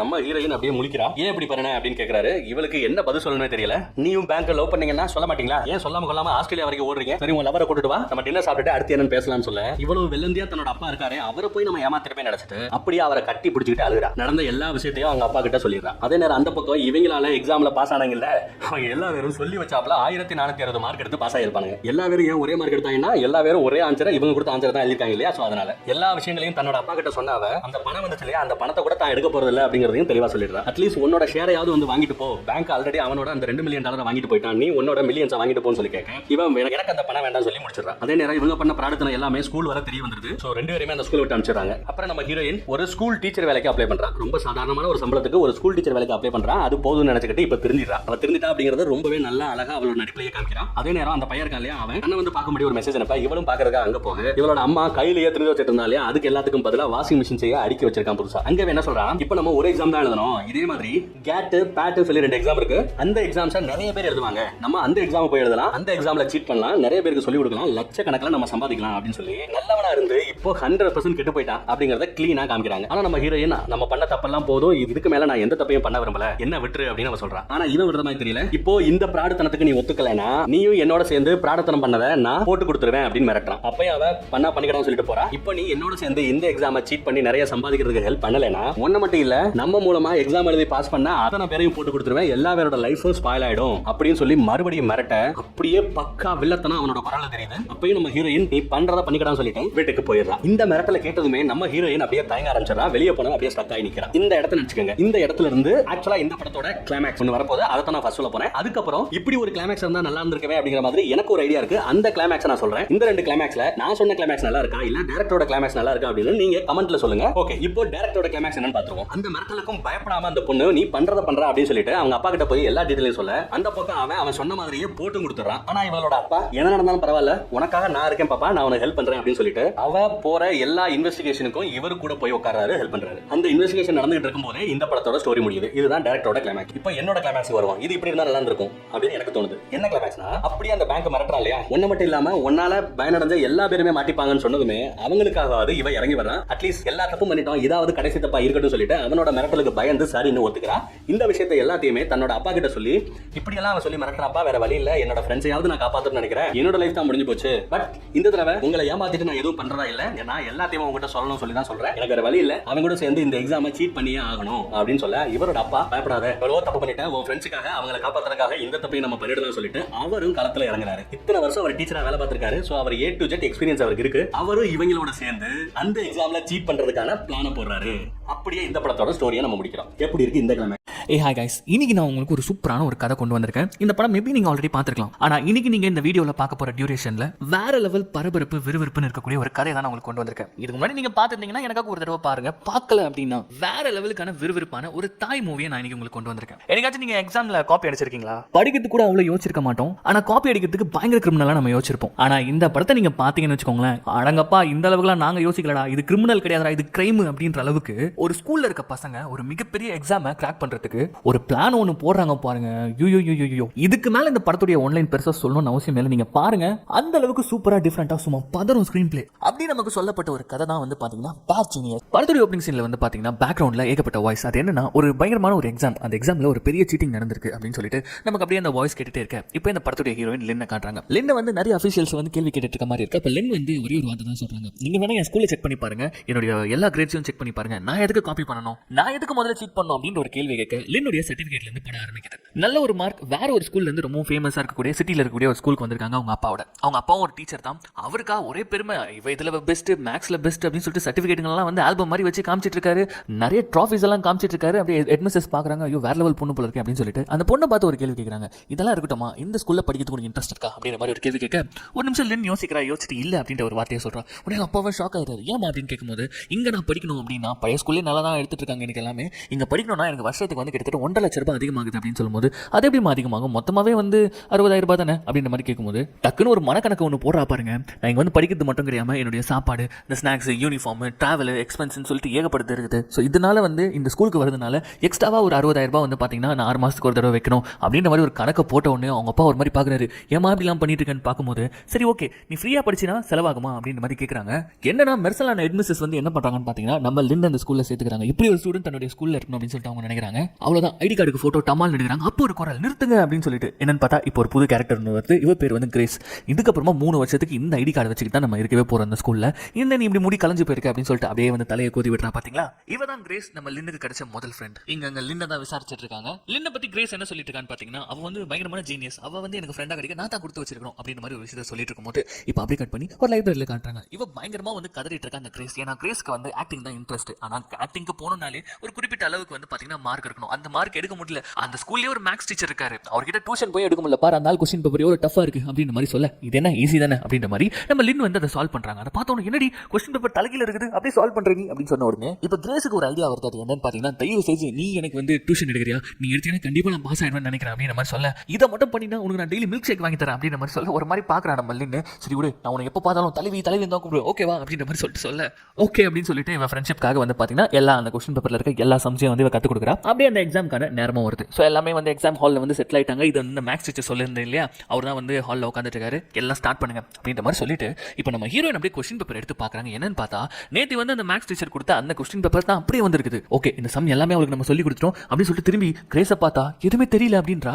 நேற்று தான் உனக்கு சொல்லி கொடுத்தேன் அப்படின்ற மாதிரி சொல்லும்போது எதுவுமே ஞாபகம் இல்லை அப்படின்னு சொல்லிட்டு இப்போ அழ ஆரம்பிச்சிருவாளா. ஏன்னா இந்த டெஸ்ட்ல அவன் மார்க் எடுக்கலன்னா அவளுடைய ஆம்பிஷனான அந்த ஆக்டிங்க்கு போகவே முடியாது. இதை பார்த்தோன்னா நம்ம லின்னுக்கு ஒரு மாதிரி ஆயிடுது. இப்போ என்ன பண்றான்னு பார்த்தீங்கன்னா, நம்ம லின்னு வேற லெவல் புத்திசாலி, பயங்கரமா யோசிப்பா, ஸ்பான்டேனியஸா யோசிப்பா. டக்குன்னு என்ன பண்றானா, அவளுடைய கொஸ்டின் பேப்பர் எல்லாத்தையும் ஃபில் பண்றா. ரொம்ப வேகமா ஃபில் பண்றா. அப்படியே ஃபில் பண்ணிட்டு அப்படியே பென்சில்ல இருந்து டக்குன்னு இதுக்கு மாத்திரா பாருங்க. ஒரு எரேசர் எடுக்கிறா. அந்த எரேசர் எடுத்து என்ன பண்றான்னு பார்த்தீங்கன்னா, ஃபுல்லா அந்த ஆன்சர்ஸ் எல்லாத்தையும் எழுதி முடிச்சுட்டு அப்படியே நைஸா கிரேஸுக்கு வந்து சிக்னல் கொடுக்க, இப்போ லின் வந்து அவளுடைய எரேசர் என்ன பண்றான்னு பார்த்தீங்கன்னா, அப்படியே நைஸா அவளுடைய ஷூக்குள்ள போட்டுறா. இப்போ அவளுடைய ஒரு ஷூவை வந்து இப்போ பின்னாடி தள்ள போறா காலால. ஒரு சின்ன டைமிங்ல இந்த சீன்லாம் அப்படியே நமக்கு பரபரப்பா இருக்கும். அப்படி தள்ளி விட அந்த பொண்ணு கரெக்டா வந்து காலை வச்சு அமுக்கிக்கிறா. ஸோ அந்த அளவுக்கு பெரிய சவுண்ட் வரல. ஆனா இப்போ அவ ஷூவை வந்து பாத்தீங்கன்னா கிரேஸோடைய ஷூவை வந்து லின்னுக்கு தள்ளி விடணும். அப்படி தள்ளி விடலான்னு பார்க்கறதுக்குள்ள நம்ம மேக்ஸ் டீச்சர் ஏஞ்சிக்கிறார், ரவுண்ட்ஸ் வர ஆரம்பிச்சிடறாரு. அவ்வளவுதான், மாட்டின முடிஞ்சு சூலி அப்படின்ற மாதிரி நம்ம இங்க படத்தை பார்த்துட்டே இருக்கிறச்ச கரெக்டா கிராஸ் பண்ணி போன உடனே என்ன பண்றான்னு பாத்தீங்கன்னா, அந்த கிரேஸ் ஷூவை எட்டி ஒன்று விட்றா பாருங்க. பெஞ்சுக்கெல்லாம் விட்டு வெளியில வந்து விழுந்துட்டு இப்போ அந்த சவுண்ட் வேற கேட்டுச்சு. இப்போ ஸ்லோ மோஷன்ல இந்த சீனை காட்டுறாங்க. மேக்ஸ் டீச்சர் அப்படியே திரும்புறாரு. இப்போ லின் யோசிக்கிறாங்க, ஆன் தி ஸ்பாட் யோசிக்கிறாங்க பாருங்க. இந்த பிரசன்ஸ் ஆஃப் மைண்ட்னு சொல்லுவாங்கல்ல, எக்ஸ்ட்ரா பேப்பர் எடுக்க போறேன்ற பேர்ல கரெக்டா கால் வைக்கிற மாதிரி அந்த ஷூல காலை வச்சிருக்காங்க. ஸோ இதனால வந்து பெருசா தெரியல. அவ்வளவுதான், கிரேஸுக்கு இப்போ அந்த ரேசர் கடிச்சிச்சு. ஓப்பன் பண்ணி பார்க்கறா, எல்லா ஆன்சரும் இருக்குது. வெளியில வந்து குதிக்கிறா. ஏன்னா அவ்வளவு மார்க் எடுத்துட்டா. தலைவி நீ தான் தலைவி, எனக்கு மட்டும் கிடையாது, இந்த உலகத்தை தலைவி நீ தான் அப்படின்னு சொல்லிட்டு குதிக்கிறா. சோ இந்த வெற்றியை வந்து செலிப்ரேட் பண்ணதுக்காக இன்னைக்கு நைட் ஏன் பார்ட்டி அப்படின்ற மாதிரி சொல்லி கூப்பிடுறா. என்னன்னு பார்த்தா கிரேஸுக்கு வந்து பாத்தீங்கன்னா ரொம்ப பெரிய பணக்கார, ரொம்ப ரிச்சான ஒரு பாய் ஃப்ரெண்ட் இருக்கான். அவன் கூட தான் அவன் டெய்லி சுத்திட்டு இருப்பா. இப்போ அவன் கூட பார்ட்டிங்கன்னு சொல்லிட்டு நம்ம ஹீரோயின் கூட்டு வந்திருக்கா. அவனுக்கு ஒரு பெரிய ஹோட்டல் இருக்குது. அதில் வந்து பாத்தீங்கன்னா நீச்சல் குளத்துல உட்காந்துக்கிட்டு அப்படியே பேசிட்டு இருக்காங்க. அப்பதான் பேட் சொல்றான், நம்மளும் ஒரே கிளாஸ் தானே, நம்ம பேசிக்கிட்டு இருந்தே கிடையாது, ஆனா உன்ன மாதிரி ஒரு ஜீனியஸான ஒரு பெஸ்ட் எனக்கு வேணும்னு நானும் ஆசைப்படுறேன் போது, உனக்கு தான் நிறைய ஃப்ரெண்ட்ஸ் இருக்காங்களேப்பா அப்படின்ற மாதிரி லின் கேட்கறா. ஆனா யாருமே எக்ஸாம் ஹாலில் எரேசரை தரமாட்டாங்களே அப்படின்னு சொன்னோன்னு திரும்பி பார்க்கறா பாருங்க கிரேஸை. ஐயோ மாட்டி விட்டானே அப்படின்னு சொல்லிட்டு அமைதியாக தண்ணிக்குள்ள போயிடுது கிரேஸ். இப்போ இந்த பேட் இருக்கால, இவன் பயங்கரமான பணக்காரன், ஆனா ஒரே ஒரு பிரச்சனை என்னன்னு பாத்தீங்கன்னா அவனுக்கு வந்து பாத்தீங்கன்னா சுத்தமா சுட்டு போட்டாலும் படிப்புன்றது வரவே வராது. எனக்கு ஹெல்ப் பண்ணினா நான் எக்ஸாம்ல பாஸ் பண்றதுக்கு காப்பி அடிக்கிறதுக்கு ஹெல்ப் பண்ண அப்படின்னா அவங்க காசு அந்த பேட்னு சொல்லுவாங்க, அதுல வந்து 3000 பேட் தரேன் அப்படின்ற மாதிரி சொல்லும்போது நம்ம லின்னுக்கு ஒரு மாதிரி எடுத்து என்னது காசுக்கா அப்படின்ற மாதிரி, அதுவும் 3000 அப்படின்னும் போது இல்ல நீ பெருசா யோசிக்க மாட்டேன், ஒரு சப்ஜெக்ட்டுக்கு 3000 அப்படின்னா எத்தனை சப்ஜெக்ட் இருக்குது, எத்தனை செமஸ்டர் இருக்குதுன்னு யோசிச்சுக்கோ, எத்தனை பேருன்னு யோசிச்சுக்கோன்னு போது இன்னது எத்தனை பேரா அப்படின்ற மாதிரி ஷாக் ஆகுறாங்க. ஆமா நானே ஒரு மண்ணாங்கட்டி, என்கிட்ட பணம் மட்டும் தான் இருக்குது, மூளை இல்ல, என் கூட இருக்கிறவங்க அப்படி தானே இருப்பானுங்க, என்ன ஒத்துக்கிறியா அப்படின்ற மாதிரி கேட்கும்போது அப்படியே ஒரு கால்குலேஷன் போடுறாங்க. அது டீச்சர் கண்டுபிடிச்சாங்கன்னா போது என் கூட இருக்கிறவனுக்கு எவனோ வாய திறக்க மாட்டான், அவன் பாஸ் ஆகிறான் அப்படின்னா இல்ல எனக்கு பணத்து மேலாம் ஆசை கிடையாது, எனக்கு வந்து பாத்தீங்கன்னா ஸ்காலர்ஷிப் இருக்குது, நான் எதுக்கு பணத்து மேல ஆசை பண்ணணும் அப்படின்ற மாதிரி சொல்ல சரி ஓகே இந்த மெயின்டெனன்ஸ் மணிலாம் யார் கொடுப்பா அப்படின்னு கேட்கும்போது என்ன மெயின்டெனன்ஸ் மணி, இங்க பாரு ஒவ்வொரு ஸ்கூல்லையும் நீ எந்த அளவுக்கு முட்டாளா இருக்கிறியோ அந்த அளவுக்கு அதிகமாக மெயின்டெனன்ஸ் அதாவது டொனேஷன் கேட்பாங்க. நான் 4 லட்சம் கொடுத்துருக்கேன்பா அப்படின்ற மாதிரி கிரேஸ் சொல்றா. தோ இவனுடைய அப்பா ஸ்கூல் லைப்ரரிக்காக கிட்டத்தட்ட 20 சிஸ்டம் கொடுத்துருக்காரு அப்படின்ற மாதிரிலாம் சொல்லும் போது இல்லையே நான் அந்த மாதிரிலாம் கொடுக்கல அப்படின்னு சொல்லிட்டு லின் சொல்றாங்க. இங்க பாரு நல்லா படிச்சாலும் சரி நல்லா படிக்கலாலும் சரி இந்த ஸ்கூல்ல டொனேஷன் வாங்குவாங்க அப்படின்னு நம்ம லின்னுக்கு ஒரு மாதிரி ஆயிடுது. இப்போ நேரா போறாங்க ஒருவேளை நம்மளும் கொடுத்துருப்போமோ அப்படின்ற மாதிரி சொல்லிட்டு வீட்டுக்கு போய் சில சர்டிஃபிகேட்லாம் எடுத்து பார்க்கும்போது அவங்க அப்பா பாவம் ரொம்ப கஷ்டப்பட்டு கிட்டத்தட்ட 2 லட்சம் ரூபாய் வந்து கொடுத்துருக்காரு. எதுக்கு அப்படின்னா இவருடைய கனவே இவருடைய பொண்ணு வந்து நல்லா படிக்க வச்சு ஸ்காலர்ஷிப்ல வந்து ஃபாரின் அனுப்பி படிக்க வைக்கணும். அதுதான் இப்போ தனக்காக அவங்க அப்பா எவ்வளவு கஷ்டப்பட்டு இருக்காரு அப்படின்ற மாதிரி யோசிச்சிட்டே இருக்கும்போது பின்னாடியே வந்து பாத்தீங்கன்னா அவங்க அம்மா அப்பா டைவர்ஸ் ஆன அந்த சர்டிஃபிகேட் வேற இருக்குது. அதெல்லாம் வேற பார்த்துட்டு ரொம்ப கடுப்பாய் என்னடா இது இப்படி கஷ்டமா இருக்குது, எங்க அப்பா எதுக்கு இவ்வளவு கஷ்டப்பட்டு படிக்க வைக்கணும் அப்படின்னு சொல்லிட்டு அவங்க வீட்டில் ஒரு பியானோ இருக்குது, அது நடுராத்திரில வாசிச்சிட்டு இருக்கா. இவங்க அப்பா வந்து இப்போ எதுக்கு இதெல்லாம் வாசிச்சிட்டு இருக்கா அப்படின்னு கேட்கும்போது இப்போ கோவப்படுறா, எதுக்கு நீங்க இவ்வளவு செலவு பண்ணி நீங்க கூட்டு வந்தீங்க, அங்கேயே இருந்திருக்கலாம்ல, நம்ம வச்சு பார்த்துட்டு இருந்திருப்பேன், இங்க கூட்டு வந்து இவ்வளவு காசு கொடுத்து என்ன ஸ்பெண்ட் பண்ணி படிக்க வைக்கணும் என்ன இருக்கு அப்படின்ற மாதிரி கத்தும்போது அமைதியா சாப்பிட்டு போய் படுத்து தூங்குற. அப்பாவுக்கு தெரியும் உனக்கு என்ன பண்ணும் அப்படின்ற மாதிரி சொல்லிட்டு அவர் பாட்டு போயிட்டே இருக்கேன். இப்போ ஒரு மாதிரி டென்ஷன்ல இருக்கல என்ன பண்றான்னு பாத்தீங்கன்னா பியானோ வாசிட்டே இருக்கா. அப்படி வாசிட்டே இருக்கும்போது பாத்தீங்கன்னா எல்லா மியூசிக்கும் வந்து பாத்தீங்கன்னா ஒரு நோட்ஸ் ஒன்று இருக்கு, கிட்டத்தட்ட ஃபார்முலா மாதிரி இருக்கும்னு வச்சுக்கோங்களேன். சோ அந்த மாதிரி வந்து பாத்தீங்கன்னா ஒரு டோனை வாசிக்கிறா. அப்படி டோனை வாசிட்டே இருக்கும்போது திடீர்னு ஸ்டன் ஆகுறா. இப்போ பியானோவை க்ளோஸ் பண்ணிட்டு அதை பண்ணி பாக்குறா. அவ்வளவுதான் லின் எதுக்கோ தயாராயிட்டா, அதுக்கு மட்டும் தெரியுது. இப்போ அப்படி கட் பண்ணா அடுத்த நாள் வந்து பியானோ கிளாஸ்னு சொல்லிட்டு இவங்க ஸ்கூல்ல இந்த பசங்க அதாவது ஃப்ரெண்ட்ஸ் எல்லாருமே வந்து பாத்தீங்கன்னா நம்ம லின்னோட வீட்டில் தான் இருக்காங்க. எஸ் லின் வந்து இந்த டீலுக்கு ஒத்துக்கிட்டா, ஏன்னா அவங்க அப்பாவுடைய பாரத்தை கம்மி பண்ணணும்னு நினைக்கிறா, கூடவே சேர்ந்து கொஞ்சம் சம்பாதிக்கணும்னு நினைக்கிறா. ஆனா எக்ஸாம் நாள்ல ஒருத்தருக்கு காட்டுறது பெரிய விஷயம், அதுல இத்தனை பேருக்கு காட்டணும்னா எப்படி முடியும்? அதுக்கு தான் இப்போ ரொம்பவே சூப்பரான ஒரு ஃபார்முலாவை கண்டுபிடிச்சிருக்கா. இங்க பாருங்க ஒவ்வொரு மியூசிக்கும் ஒவ்வொரு டோன் இருக்குது, அந்த ஒவ்வொரு டோன் வாசிக்கிறதுக்கும் பாத்தீங்கன்னா இந்த மாதிரி ஸ்டெப்ஸ் தான் இருக்கு. என் கையை பாருங்க நான் எப்படி வாசிக்கிறேன்னு பாருங்க, இதை மெமரைஸ் பண்ணுங்க. ஒவ்வொரு கொஸ்டினுக்கும் ABCD 4 ஆப்ஷன் தான். நான் அப்படியே என்னுடைய டெஸ்க் மேல இந்த டோனை போட்டேன்னா A, இந்த டோனை போட்டேன்னா B, இதை மெமரைஸ் பண்ணுங்க அப்படின்ற மாதிரி ஒரு விஷயம் சொல்றா. அது மட்டும் இல்லாம நான் முதல் 3 கொஸ்டினுக்கு ஆன்சர் சொல்லுவேன், 4வது கொஸ்டினை ஸ்கிப் பண்ணிடுவேன், அதுக்கப்புறமா 3 கேள்விகள், அதுக்கப்புறமா 1 ஸ்கிப் பண்ணுவேன். சோ இந்த பேட்டர்னை தான் நான் மெயின்டைன் பண்ணுவேன், ஏன்னா அப்பதான் டீச்சர்களுக்கு திருத்தும் போது டவுட் வராது. சோ மீதி இருக்க விடப்பட்ட கொஸ்டின்ஸ் உங்களுக்கு வேணும்னா டைம் இருந்ததுன்னா நீங்களாவே வந்து பாத்தீங்கன்னா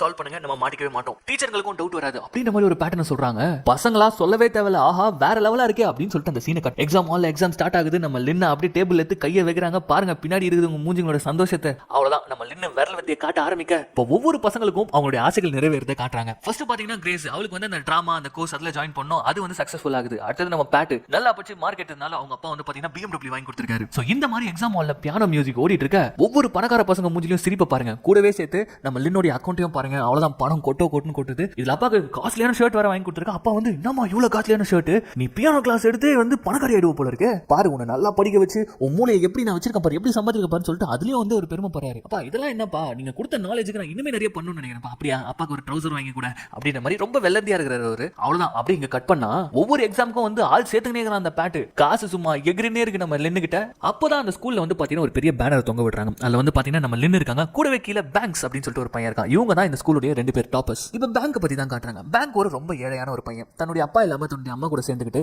வாஷிங் மிஷின்லாம் வாங்கி வச்சுக்கிட்டு லாண்ட்ரி பண்ணிட்டு படிச்சிட்டு இருக்கான். படிப்பு மட்டும் தான் வந்து பயங்கரமா உதவி பண்ண போது, எங்க வாழ்க்கை தரத்தை மாத்த போறதே படிப்பு தான் அப்படின்னு சொல்லிட்டு ரொம்ப வந்து பாத்தீங்கன்னா விழுந்து படிக்கக்கூடிய ஒரு பையன். இப்போ வந்து பாத்தீங்கன்னா நம்ம லின்னோ அவனும் வந்து ஒரு காம்படிஷனுக்கு அனுப்பியிருக்காங்க.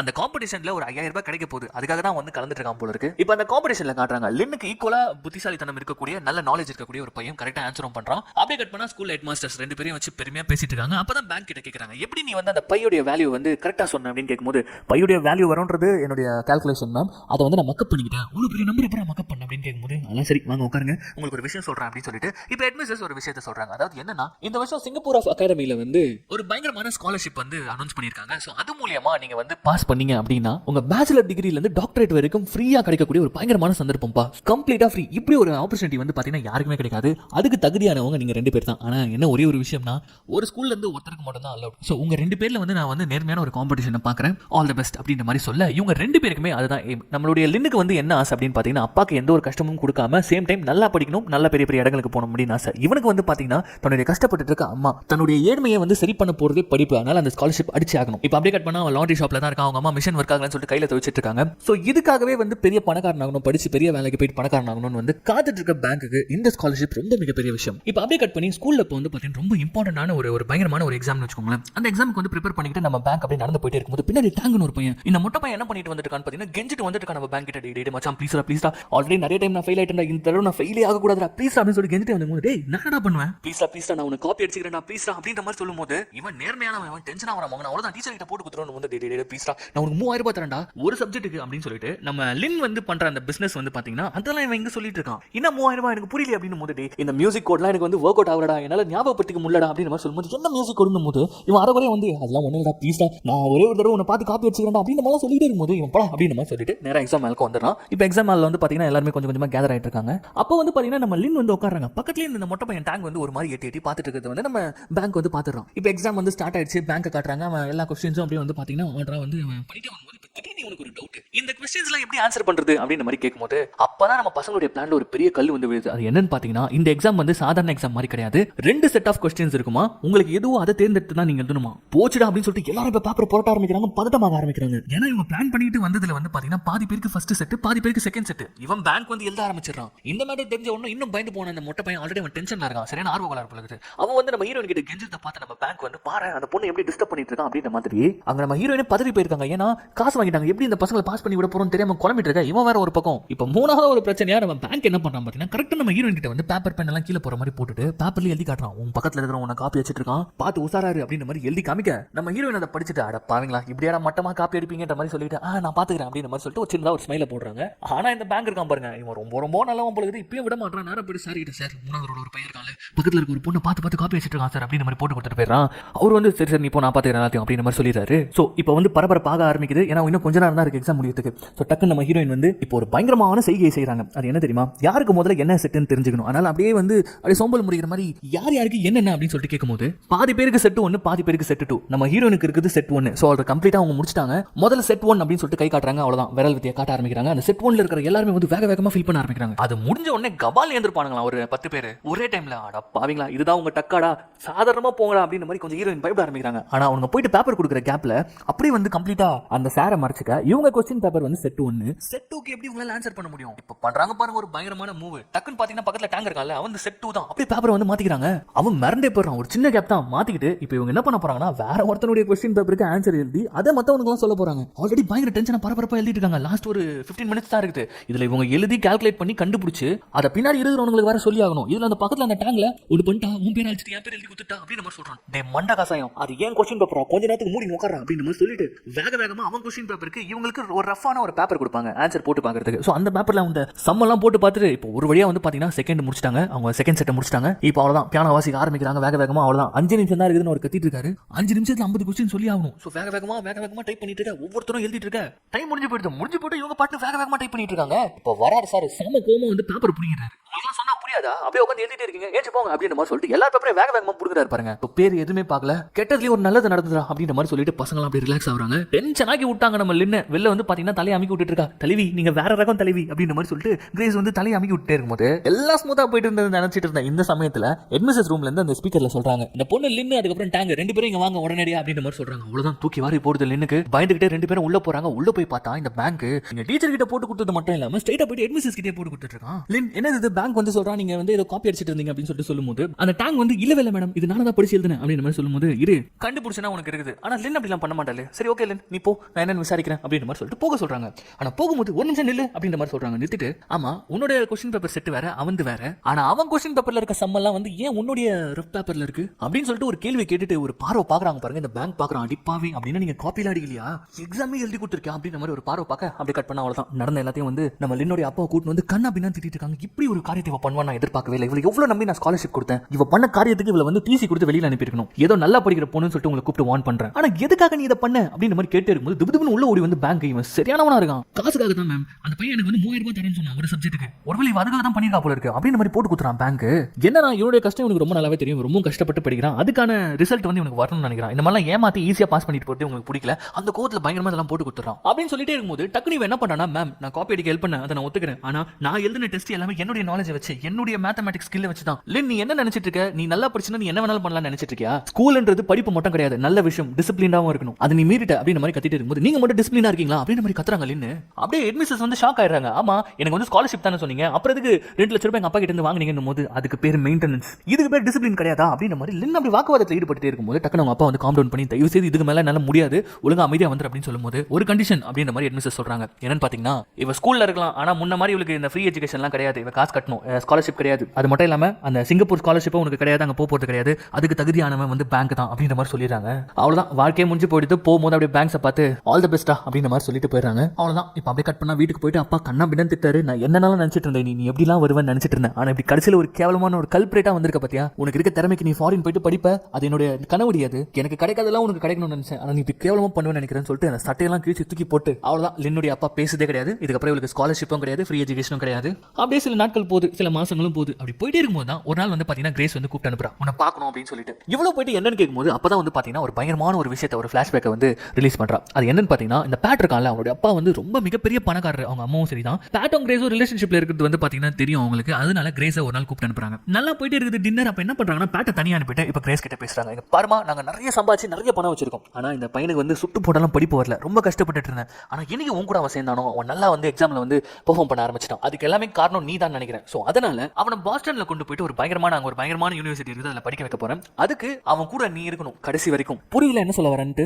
இனிமே வந்து உன்னுடைய படிப்பை பத்தி எதை பத்தி நீ கவலைப்படக்கூடாது, நீ அவன் கூட மட்டும் தான் இருக்கணும், அவன் வாழ்க்கை முழுக்க அவன் வெற்றி அடைஞ்சிட்டே இருக்கணும் அப்படின்னு சொல்லிட்டு இந்த பொண்ணால தான் வந்து அவன் பாஸ் ஆயிட்டான் அப்படின்னு சொல்லிட்டு நினைச்சுக்கிட்டு நீ இருக்கிற பாஸ் பண்ண வைக்கிற அப்படின்ற மாதிரி சொல்லிட்டாங்க. ஆக்சுவலி அந்த பாஸ்டன் யூனிவர்சிட்டிக்கு போறதுக்கு வந்து பாத்தீங்கன்னா வேர்ல்டு லெவல்ல ஒரு எக்ஸாம் இருக்கு, எஸ்டிக்னு சொல்லிட்டு. இப்போ அப்படியே கட் பண்ணி காட்டினா கெஞ்ச ஆரம்பிச்சா, ப்ளீஸ் ப்ளீஸ் இதுக்கு நீ தான் ஹெல்ப் பண்ணி ஆகணும், இதுல கெரியர் மட்டும் இல்ல என் வாழ்க்கை அடங்கி இருக்கு, இந்த எக்ஸாம்ல மட்டும் அவன் பாஸ் பண்ணிட்டானா என்னால தான் நினைப்பாங்க, என்ன அவங்களுடைய மருமகளாவே ஏத்துப்பாங்க, ப்ளீஸ் இதுல எங்க லவ் லைஃப் கெரியர்னு சொல்லிட்டு எல்லாமே வந்து உன் கையில தான் இருக்கு ப்ளீஸ் அப்படின்னு சொல்லிட்டு பயங்கரமா கெஞ்ச ஆரம்பிக்கிறாங்க. அப்ப நல்லா கோவம் வருது, நல்லா திட்டி விடுறாங்க. இன்னுமா தெரியல நீங்க, உங்களுக்கு என்ன நல்ல மார்க் எடுத்துட்டு நீங்க வந்து இங்க வந்துட்டீங்க, இந்த இடத்துல இருக்கீங்க, நாளைக்கு உலகத்துல எந்த யூனிவர்சிட்டிக்கு வேணாலும் போய் படிப்பீங்க, அப்ப எங்கதி எப்படி இருக்கும் பாரு அப்படின்னு சொல்லிட்டு கிளம்பலான்னு பார்க்கும்போது இல்ல இதை மட்டும் நீ ஹெல்ப் பண்ணினா உனக்கு வந்து 6 லட்சம் தரேன்னு சொல்லிட்டு பேட் சொல்றான் அப்படின்னு சொல்லும்போது கிட்டத்தட்ட ஆல்மோஸ்ட் அவங்க வந்து ஃபாரின் போயிட்டு படிக்கலாம். ஒரு நிமிஷம் அப்படி ஜெர்க்கா வராங்க நம்ம லின்னு. நீ ஃபாரின்லாம் போக மாட்டே, பிச்சை தான் எடுத்துட்டு இருப்ப அப்படின்னு சொன்னா அவங்க அப்பாவுடைய குரல் ஞாபகத்துக்கு வருது. இப்போ ஒரு நிமிஷம் அப்படி ட்ராக் மாற பாக்குறாங்க. ஆனா வந்து ஒரு பெரிய விஷயம் பல்ப் மாதிரி அவங்க மண்டையில இருக்குது. அது என்னன்னு பாத்தீங்கன்னா இது வந்து நார்மலான ஸ்கூல் எக்ஸாம் கிடையாது, இது வந்து எஸ்டிக்னு சொல்லப்படுற ஒரு வேர்ல்டு ஃபுல்லா ஒரே டைம்ல நடக்கக்கூடிய ஒரு எக்ஸாம். இது முதல் விஷயம், ஏதாவது பிளான் பண்ணலாம்னு பார்த்தா கூட அந்த இடத்துல காப்பிலாம் அடிக்க முடியாது, செல்போன் எதுவுமே கொண்டு போக முடியாது, ஒண்ணுமே பண்ண முடியாது, ஏகப்பட்ட ரூல்ஸ் இருக்குது. கிட்டத்தட்ட வந்து ஒரு இந்த நீட் எக்ஸாம் அந்த மாதிரி வச்சுக்கோங்களேன். இந்த ஒரு மேட்டரை சொல்லிட்டு அவங்க அங்க இருந்து கிளம்பிடுறாங்க. சோ அந்த புக்கை கையில எடுத்துக்கிட்டு நேரா வராங்க, அவனுடைய ஹோட்டல்ல தான் இருக்காங்க. சரி ஓகே இதெல்லாம் வேலைக்கு ஆகாது, பேட் கிட்ட சொல்லலாம் சொல்லிட்டு ரிசப்ஷன்ல வந்து அவனுக்கு ஒரு லெட்டர் எழுதிட்டு இருக்காங்க. இல்ல இதெல்லாம் முடியவே முடியாது, சாரி எழுதலாம்னு போகும்போது அப்ப லாபில ஒருத்தர் வந்து பாத்தீங்கன்னா தன்னுடைய பொண்ணு கிட்ட வந்து வீடியோ கால் பண்ணிட்டு இருக்காரு. அதுல அங்க வந்து பாத்தீங்கன்னா இங்க இவங்க இருக்கிறது வந்து நைட் டைம். அந்த வீடியோ கால்ல அங்க வந்து பாத்தீங்கன்னா டே அவர் பேசிட்டு இருக்காரு. என்னங்க ரொம்ப பிரைட்டா இருக்குது, ஓ டேவா என்ன டைம் அப்படின்ற மாதிரி கேட்டுட்டே இருக்க. அது அப்படியே கூர்ந்து கவனிச்சுட்டே இருந்தவங்க இப்ப திடீர்னு உங்களுக்கு ஏதோ ஒன்று ஸ்ட்ரைக் ஆகுது. அவங்களுடைய லுக்க பாருங்க, அப்படியே யோசிக்க ஆரம்பிக்கிறாங்க. அப்ப அப்படியே திரும்பி பார்த்தா அந்த ரிசப்ஷன்ல வந்து பாத்தீங்கன்னா ஒவ்வொரு கண்ட்ரில என்னென்ன டைம் அப்படின்னு சொல்லிட்டு லைனா கிளாக்குங்க இருக்கு. அதை அப்படியே பார்த்துக்கிட்டே வராங்க. அப்படியே கடைசியா வந்து சிட்னின்ற ஒரு கிளாக்கை பார்த்துக்கிட்டு அப்படியே நின்னுட்டு ஒரு ஈவல் ஸ்மைல் ஒன்று சிரிக்கிறாங்க பாருங்க. அவ்வளவுதான் கதை மறுபடியும் ஆரம்பிக்குது. இப்போ ஒரு பயங்கரமான செட்டப்ல மீட் பண்றாங்க. யாரு? லின்னு, பேட், அதுக்கப்புறம் வந்து கிரேஸ். ஒரு வேற லெவலுக்கான பிளான் ஒன்று சொல்றாங்க பாருங்க. இந்த எஸ்டிக் அப்படின்ற எக்ஸாம் வந்து பாத்தீங்கன்னா வேர்ல்டு ஃபுல்லா ஒரே டைம்ல தான் வந்து ஆரம்பிப்பாங்க. அதாவது 10 மணிக்குனா 10 மணிக்கு தான் வேர்ல்டு ஃபுல்லா. ஆனா டைம் ஜோன் ஒன்று இருக்கு, உங்களுக்கு தெரியுமா? ரெண்டும் கொட்ட முடிக்குதுங்க. சரி ஓகே, இப்போ நீங்க இன்னைக்கு காலையில 10 மணிக்கு தாய்லாந்துல நீங்க எக்ஸாம் எழுத போறீங்கன்னா அதே 10 மணிக்கு நான் சிட்னில போயிட்டு எக்ஸாம் எழுதுனா, ஆனா சிட்னிக்கும் தாய்லாந்துக்கும் 4 மணி நேரம் டிஃபரெண்ட் இருக்கும். சோ நான் சிட்னில போயிட்டு முதல்ல எக்ஸாம் எழுதுனா 4 மணி நேரம் கழிச்சு தான் உங்களுக்கு எக்ஸாம். கொஸ்டின் பேப்பர்லாம் ஒன்று தான். நான் 4 மணி நேரத்துக்கு முன்னாடி போயிட்டு கொஸ்டின் பேப்பர்ல இருக்க ஆன்சர்லாம் அவுட் பண்ணனா ஓ வேற லெவல் அப்படின்னு சொல்லிட்டு பேட் சொல்றான். வேற லெவல் தான், ஆனா இன்னும் பெருசா பண்ண போறோம். ஏன்னா நம்ம மட்டும் இதை பண்ண போறது இல்ல, இந்த கொஸ்டினை நிறைய பேருக்கு நம்ம செல் பண்ண போறோம். எவ்வளவு கிளைண்ட்ஸ் பிடிக்க முடியுமோ பிடிக்கும் அப்படின்னு சொல்லிட்டு பேட் சொல்லும்போது இவங்க வேற லெவல் பெருசா பிளான் பண்ணிட்டாங்க. சொல்றதெல்லாம் பாருங்களேன், நீ கிளைண்ட் பிடிச்சிட்டு வர, இதுல பணத்தை சம்பாதிக்க போறோம், அதுல இருந்து நம்ம ஷேரை போட்டுக்கலாம். கிளைண்ட் கொண்டு வர வேண்டியது உங்களுடைய வேலை, எக்ஸாம் பாத்துக்க வேண்டியது என்னுடைய வேலை. அதுக்கப்புறம் இன்னொரு விஷயம், நீங்க 2 பேரும் பாஸ்டன்ல போய் படிக்க போறீங்களா, நானும் உங்க கூட வர போறேன், நானும் பாஸ்டன்ல தான் படிக்க போறேன் அப்படின்ற மாதிரி ஒரு பயங்கரமான முடிவு எடுக்கிறாங்க. சரி ஒரு நிமிஷம் இரு. ஓகே நீ போய் எக்ஸாம் எழுதுற அதெல்லாம் ஓகே, எப்படி ஆன்சர்ஸை வெளில கொண்டு வருவேன், எப்படி அது பாசிபிள் அப்படின்ற மாதிரி ஒரு நிமிஷம் சொல்லும்போது கரெக்டான ஒரு கேள்வி கேட்டிருக்கான். அப்ப நம்ம என்ன சொல்றோம்னா, நான் மெமரைஸ் பண்ணிப்பேன் அப்படின்ற மாதிரி சொல்றாங்க. மெமரைஸ் என்ன விளையாடுறியா நீ? எக்ஸ்மேன் நினைச்சிட்டு இருக்கியா? 100க்கு மேல ஆன்சர் இருக்கும், எப்படி மெமரைஸ் பண்ணுவேன்? கரெக்டான கேள்வி தான். 100க்கு மேல ஆன்சர் என்னால மெமரைஸ் பண்ண முடியாது. ஆனா அதில் பாதி பண்ண முடியும் அப்படின்னா மீதி ஆன்சர்ஸ்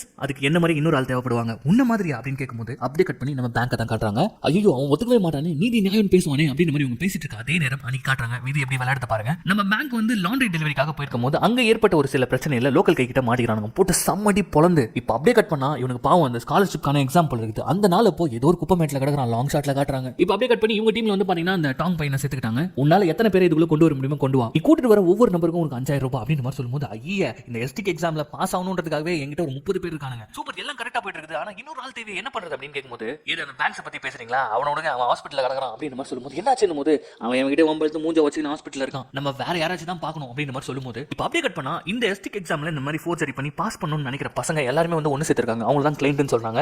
அவங்களுக்கு எல்லாருக்குமே வந்து பாத்தீங்கன்னா ஏதோ ஒரு லான்ச் மாதிரி அரேஞ்ச் பண்ணிருக்காங்க. இவரோட கெட்டப் பாத்தீங்களா, ஸ்டீவ் ஜாப்ஸ் மாதிரி கெட்டப் போட்டுக்கிட்டு என்ன மொல்ல மாதிரி தானே பண்ண போறாங்க அப்படின்றத அவன் எக்ஸ்பிளைன் பண்ணிட்டு இருக்கான். இந்த எக்ஸாம் ரொம்பவே ஸ்ட்ரிக்டான ஒரு எக்ஸாம். ஒரு பென்சில், ஒரு எரேசர், உங்க ஐடென்டி பேப்பர், அதுக்கப்புறம் பாஸ்போர்ட், இதை தவிர்த்து எதுவுமே உள்ள கொண்டு போக விட மாட்டாங்க. செல்போன்ஸ் உள்ள அலௌட் கிடையாது. சரி ஓகே, நீ மெமரைஸ் பண்றவா அதெல்லாம் ஓகே, எப்படியோ ரிஸ்க் எடுத்து எங்களுக்கு அனுப்பிடுவேன்னு வச்சுக்கோ என் போன்ல, அது எப்படி எக்ஸாம் ஹாலுக்கு கொண்டு போக முடியும் அப்படின்னு ஒரு கேள்வி கேட்கும்போது ஒரு பென்சில் எடுத்து காட்டுறாங்க. கொய்யால என்ன மாதிரி பிளான் பாருங்க. ஒவ்வொரு பென்சிலையும் சில பென்சில்கள்ல வந்து பாத்தீங்கன்னா பார் கோட் இருக்கும். அந்த பார் கோடை யூஸ் பண்ணி தான் இவங்க வெளியில கொண்டு வர போற ஆன்சரை வந்து கன்வெர்ட் பண்ண போறாங்க. எப்படின்னா அவன் எக்ஸ்பிளைன் பண்ணிட்டு இருக்கான் பாருங்க. எங்க கிட்ட காசு கொடுக்குற எங்க எல்லா கிளைண்ட்டுக்கும் நாங்க 4 பென்சில் தருவோம். ஒவ்வொரு பென்சிலையும் பார் கோட் இருக்கும். அந்த ஒவ்வொரு பார் கோடும் இப்படிதான். பெருசா இருந்ததுன்னா அது ஏ, அது பக்கத்துல இருக்கிறது அதை விட சின்னதா இருந்ததுன்னா பி, அதை விட சின்னது சி, அதை விட மெலிசானது டி அப்படின்னு ஒரு விஷயத்த சொல்றானுங்க. டேய் என்னடா பண்றீங்கடா டேய். இப்போ பேட் என்ன சொல்லிட்டு இருக்காங்கன்னா, நாங்க ஒரு இடம் சொல்லுவோம், அந்த இடத்துக்கு எல்லாருமே வந்து கேதர் ஆயிடணும். ஒவ்வொருத்தருக்கும் ஒவ்வொரு எக்ஸாம் சென்டர் இருக்கும். அதனால நாங்களே வண்டி ப்ரொவைட் பண்ணுவோம். எங்க சைடுல இருந்து பைக்கர்ஸ் உங்களை வந்து டிராப் பண்ணுவாங்க. சோ கரெக்டா நீங்க 7:30 மணிக்கு அங்க இருந்து கிளம்புற மாதிரி இருக்கும். அதுக்கு முன்னாடி உங்களுக்கு தேவையான பென்சில், அதுக்கப்புறம் ஒரு எஸ்ஏ இருக்கும். எஸ்ஏ எழுதணும். அது என்ன எஸ்ஏ அப்படின்றத நம்ம லின் வந்து கீவேர்ட்ஸ் அனுப்பி வச்சிருவா. நீங்க கூகுள்ல போட்டு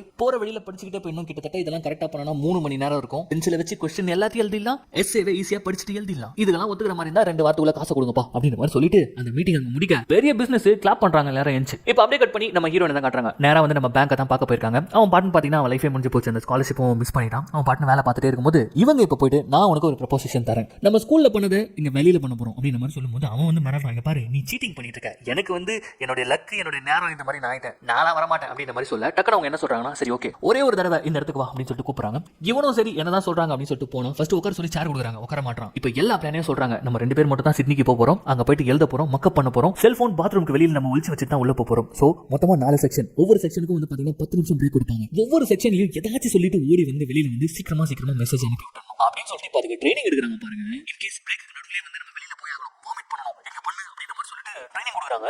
எவ்வளவு மினிட்ஸ்ல ஓடி போயிட்டு எவ்வளவு வேகமா டைப் பண்ணுவாங்க முதல் கொண்டு ட்ரைனிங். இதெல்லாம் கேட்டுட்டு தனக்கு எவ்வளவு அப்படின்னு சொல்லிட்டு கேட்கறான் பாருங்க. உனக்கு 1 மில்லியன் கிடைக்கும் அப்படின்னு சொன்னோன்னு போதாலும் சேர்லயே உட்காந்துறான். உனக்கு எவ்வளவு கிடைக்கும் அப்படின்னு கேட்கும்போது எனக்கு 2 மில்லியன் அப்படின்னு சொல்லிட்டு லின் சொல்றாங்க. மீதி எல்லாமே ஷேர் இவங்க கொஞ்சம் எடுத்துப்பாங்க. இவங்களை பாஸ் பண்ண வைக்க போறோம் அப்படின்னு சொன்ன உடனே அவ்வளவுதான் வாய பழந்தான். ஏன்னா வந்து லைஃபே போச்சு, படிப்பும் போச்சு, சரி காசாச்சு வருது அப்படின்னு சொல்லிட்டு நானும் வரேன் அப்படின்னு சொல்லிடுறான். இந்த மாதிரி ட்ரைனிங் போயிட்டே இருக்குது. பாத்தீங்கன்னா அந்த எக்ஸாம்க்கான நேரமும் வந்தாச்சு. எல்லார்கிட்ட இருந்தும் காசும் வாங்கிட்டாங்க, பக்காவா இருக்கு. இப்போ அடுத்த நாள் வந்து பாத்தீங்கன்னா எக்ஸாம் கிளம்பி ஆகணும். அப்போ வந்து பாத்தீங்கன்னா கடைசி ஒரு நிமிஷம் நிக்கிறாங்க. இல்ல ஏதோ மிஸ் பண்றோம் அப்படின்னு சொல்லிட்டு ஒரே ஒரு ரிஹர்சல் பார்த்துக்கலாம் அப்படின்னு சொல்லிட்டு இன்கேஸ் நீங்க 2 பேர்ல யாராச்சும் ஒருத்தர் மாட்டிக்கிட்டா நீங்களும் மாட்டுவீங்க. அப்படி மாட்டும் போது எப்படி எப்படிலாம் கதறி அழுவணும் அப்படின்னு சொல்லிட்டு ட்ரைனிங் கொடுக்குறாங்க. அப்போ பேட் தான் வந்து அவனுடைய செஷனை வந்து நடிச்சு காமிச்சிட்டு இருக்கான். என்னது இவனா பேங்கா, இவன் எனக்கு தெரியவே தெரியாதுங்க, அவன் ஒரு படிப்பாளிங்க, நான் ஒரு துடைப்பாளிங்க, எனக்கு எப்படிங்க அவனுக்கு தெரியும், அவன் யாரும் தெரியாது, அவன் பேர் தெரியாது, ஏன் ரீசெண்டா அவன் மூஞ்ச உடச்சு குப்பை மேட்ல போட்டிருக்காங்க, அது கூட எனக்கு தெரியாதுங்க அப்படின்ற மாதிரி சொல்லும்போது இந்த இடத்துல ஒரு ட்விஸ்ட் ஒன்று உடையுது பாருங்க. அந்த இடமே அமைதியா இருக்குது. இப்போ நம்ம இவனுக்கு பேங்கை காட்டுறாங்க. திடீர்னு எகிரி சம்மடி அடிக்கிறான், மாறி மாறி அடிச்சுறாங்க. நீ பைத்தியம் மென்டல் எதிர என்ன போட்டு அடிக்கிற அப்படின்ற மாதிரி சொல்லும்போது நான் அடிப்பட்டன் மட்டும் தான் எல்லாருக்கும் தெரியும், ஆனா குப்பமேட்ல இருந்து தெரியாதுடா,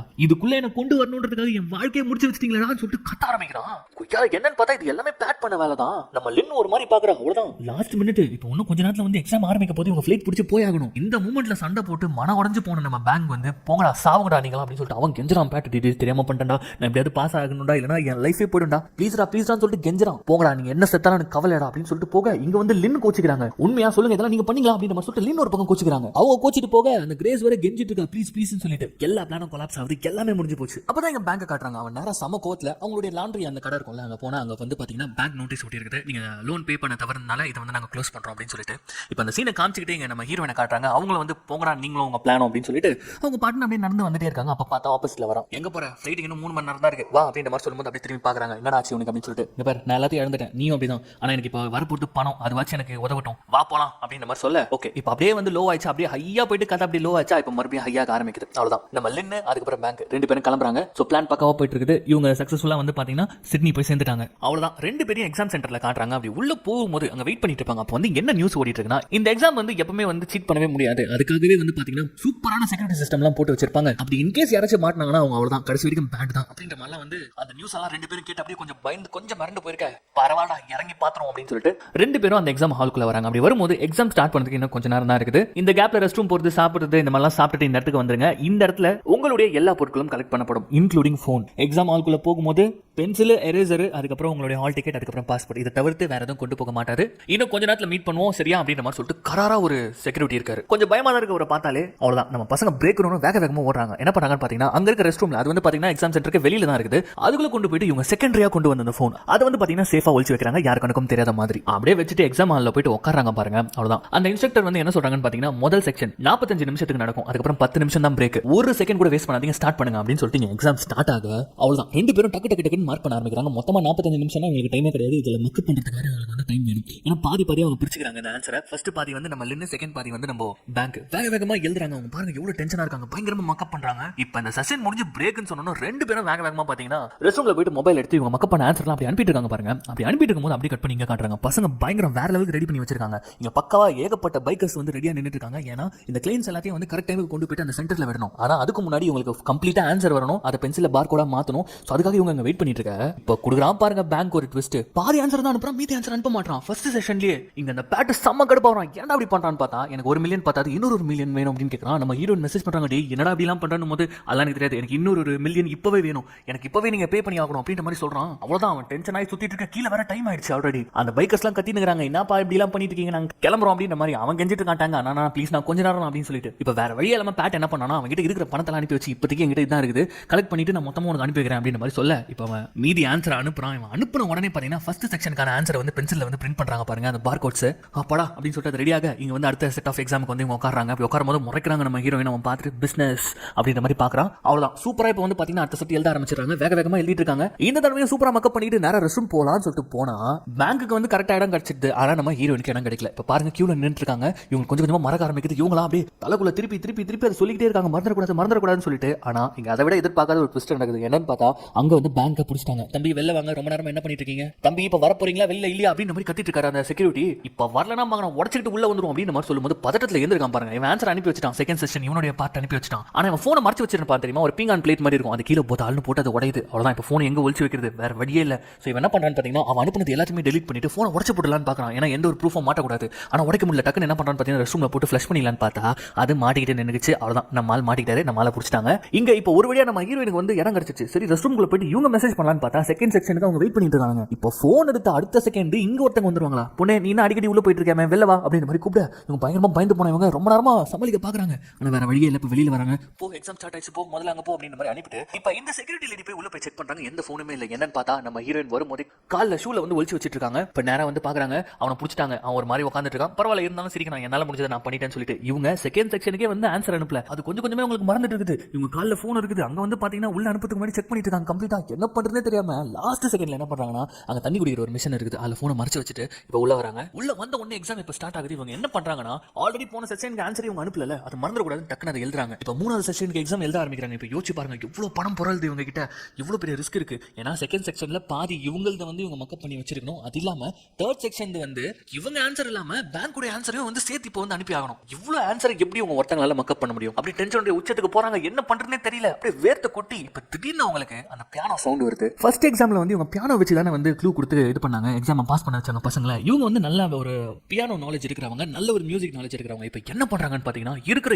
எல்லா ஆன்சரையும் மியூசிக் நோட்ஸா கன்வெர்ட் பண்ணி மியூசிக் வாசிக்கிற மாதிரி பிராக்டிஸ் பண்றாங்க. சோ தட் அந்த மியூசிக் வந்து பாத்தீங்கன்னா அந்த டோன் வந்து மைண்ட்லயே இருக்கும். சோ அதை வச்சு அவங்க வந்து டீகோட் பண்ணிக்கலாம் அப்படின்னு சொல்லிட்டு எல்லா ஆன்சரையும் வந்து பாத்தீங்கன்னா மியூசிக்கா கன்வெர்ட் பண்றாங்க. சரி அடுத்த கேப் கிடைக்கும் போய் மெசேஜ் பண்ணிடலாம் அப்படின்னு சொல்லிட்டு பாத்துட்டே இருக்குதுல, டக்குனு இங்க எக்ஸாம்ல ஒரு ட்விஸ்ட் கொடுக்குறாங்க பாருங்க. 3வது முடிஞ்சிச்சு, எஸ்ஏ செக்ஷன் உடனே நாங்க ஆரம்பிக்கிறோம் சொல்லிட்டு எஸ்ஏ எழுத சொல்லிடுறாங்க. ஆனா நம்ம ஹீரோயின் ஒரு பயங்கரமான ரிஸ்க் எடுக்கிறாங்க. இப்ப என்ன பண்ண போறாங்கன்னா, இவங்க இந்த எக்ஸாம் வந்து கண்டினியூ பண்ண போறது இல்லை. ஏன்னா இவங்க கொஸ்டின் பேப்பர்ல எல்லா ஆன்சரும் கிடைச்சிச்சு. அது மட்டும் இல்லாமல் ஃபைனலாக எழுத போற எஸ்ஏ உடைய டாபிக்கும் கிடைச்சிருச்சு. டக்குன்னு சுத்தி முத்தி பாக்குறாங்க. யாரும் பார்க்காத சமயத்தில் என்ன பண்றாங்கன்னு பாத்தீங்கன்னா அப்படியே பென்சில் எடுத்து தொண்டைகளை விட்டு வாமிட் பண்ண ஆரம்பிச்சிடறாங்க. ஏன்னா கண்டிப்பா அப்படியே விட மாட்டாங்க. இப்போ ஏன் என்ன பண்றாங்கன்னா என்னால முடியல, நான் சிக்கா இருக்கேன், நான் முதல்ல வீட்டுக்கு போகணும் அப்படின்ற மாதிரி வெளியில ஓடி வராங்க பாருங்க. அந்த இன்ஸ்ட்ரக்டர் சொல்றாங்க, எங்க இப்படி போனீங்கன்னா எக்ஸாமே கேன்சல் ஆயிடுங்க போது பரவாயில்லைங்க எனக்கு அப்படின்ற மாதிரி சொல்லிட்டு அங்க நம்ம ஹீரோயின் கிளம்பி வெளியில வர அங்க அந்த இன்னொரு செக்யூரிட்டி இருக்கார்ல நம்ம பேக்கை பிடிச்சவர், அவருக்கு இந்த பையன் கூட இந்த பொண்ணு தான் வந்தாப்பா, இவ்வளவு செக் பண்ணலாம் சொல்லிட்டு அவரு உள்ள வந்து பாக்குறாரு. பார்த்தா நம்ம ஹீரோயின் காணும். அவ்வளவுதான் வாக்கி டாக்கில சொல்றாரு, புடிங்கடா அந்த பொண்ணு அப்படின்ற மாதிரி சொல்றாரு. நம்ம ஹீரோயின் என்ன பண்றாங்கன்னா போன் எடுத்துக்கிட்டு இப்படி அப்படியே ஓடிட்டு இருக்காங்க. இவங்க கையில மாட்டினாங்க. அவ்வளவுதான். இப்போ இவங்க வெளியில இருக்கிற வரைக்கும் தான் ஆன்சர் வெளியில போக முடியும். சோ படிக்கட்டுல ஓடி பில்டிங்கோட டெரஸ்க்குலாம் ஓடி அங்க குதிச்சு இங்க குதிச்சு ஒரு வழியா அந்த பில்டிங் விட்டு வெளியில வராங்க.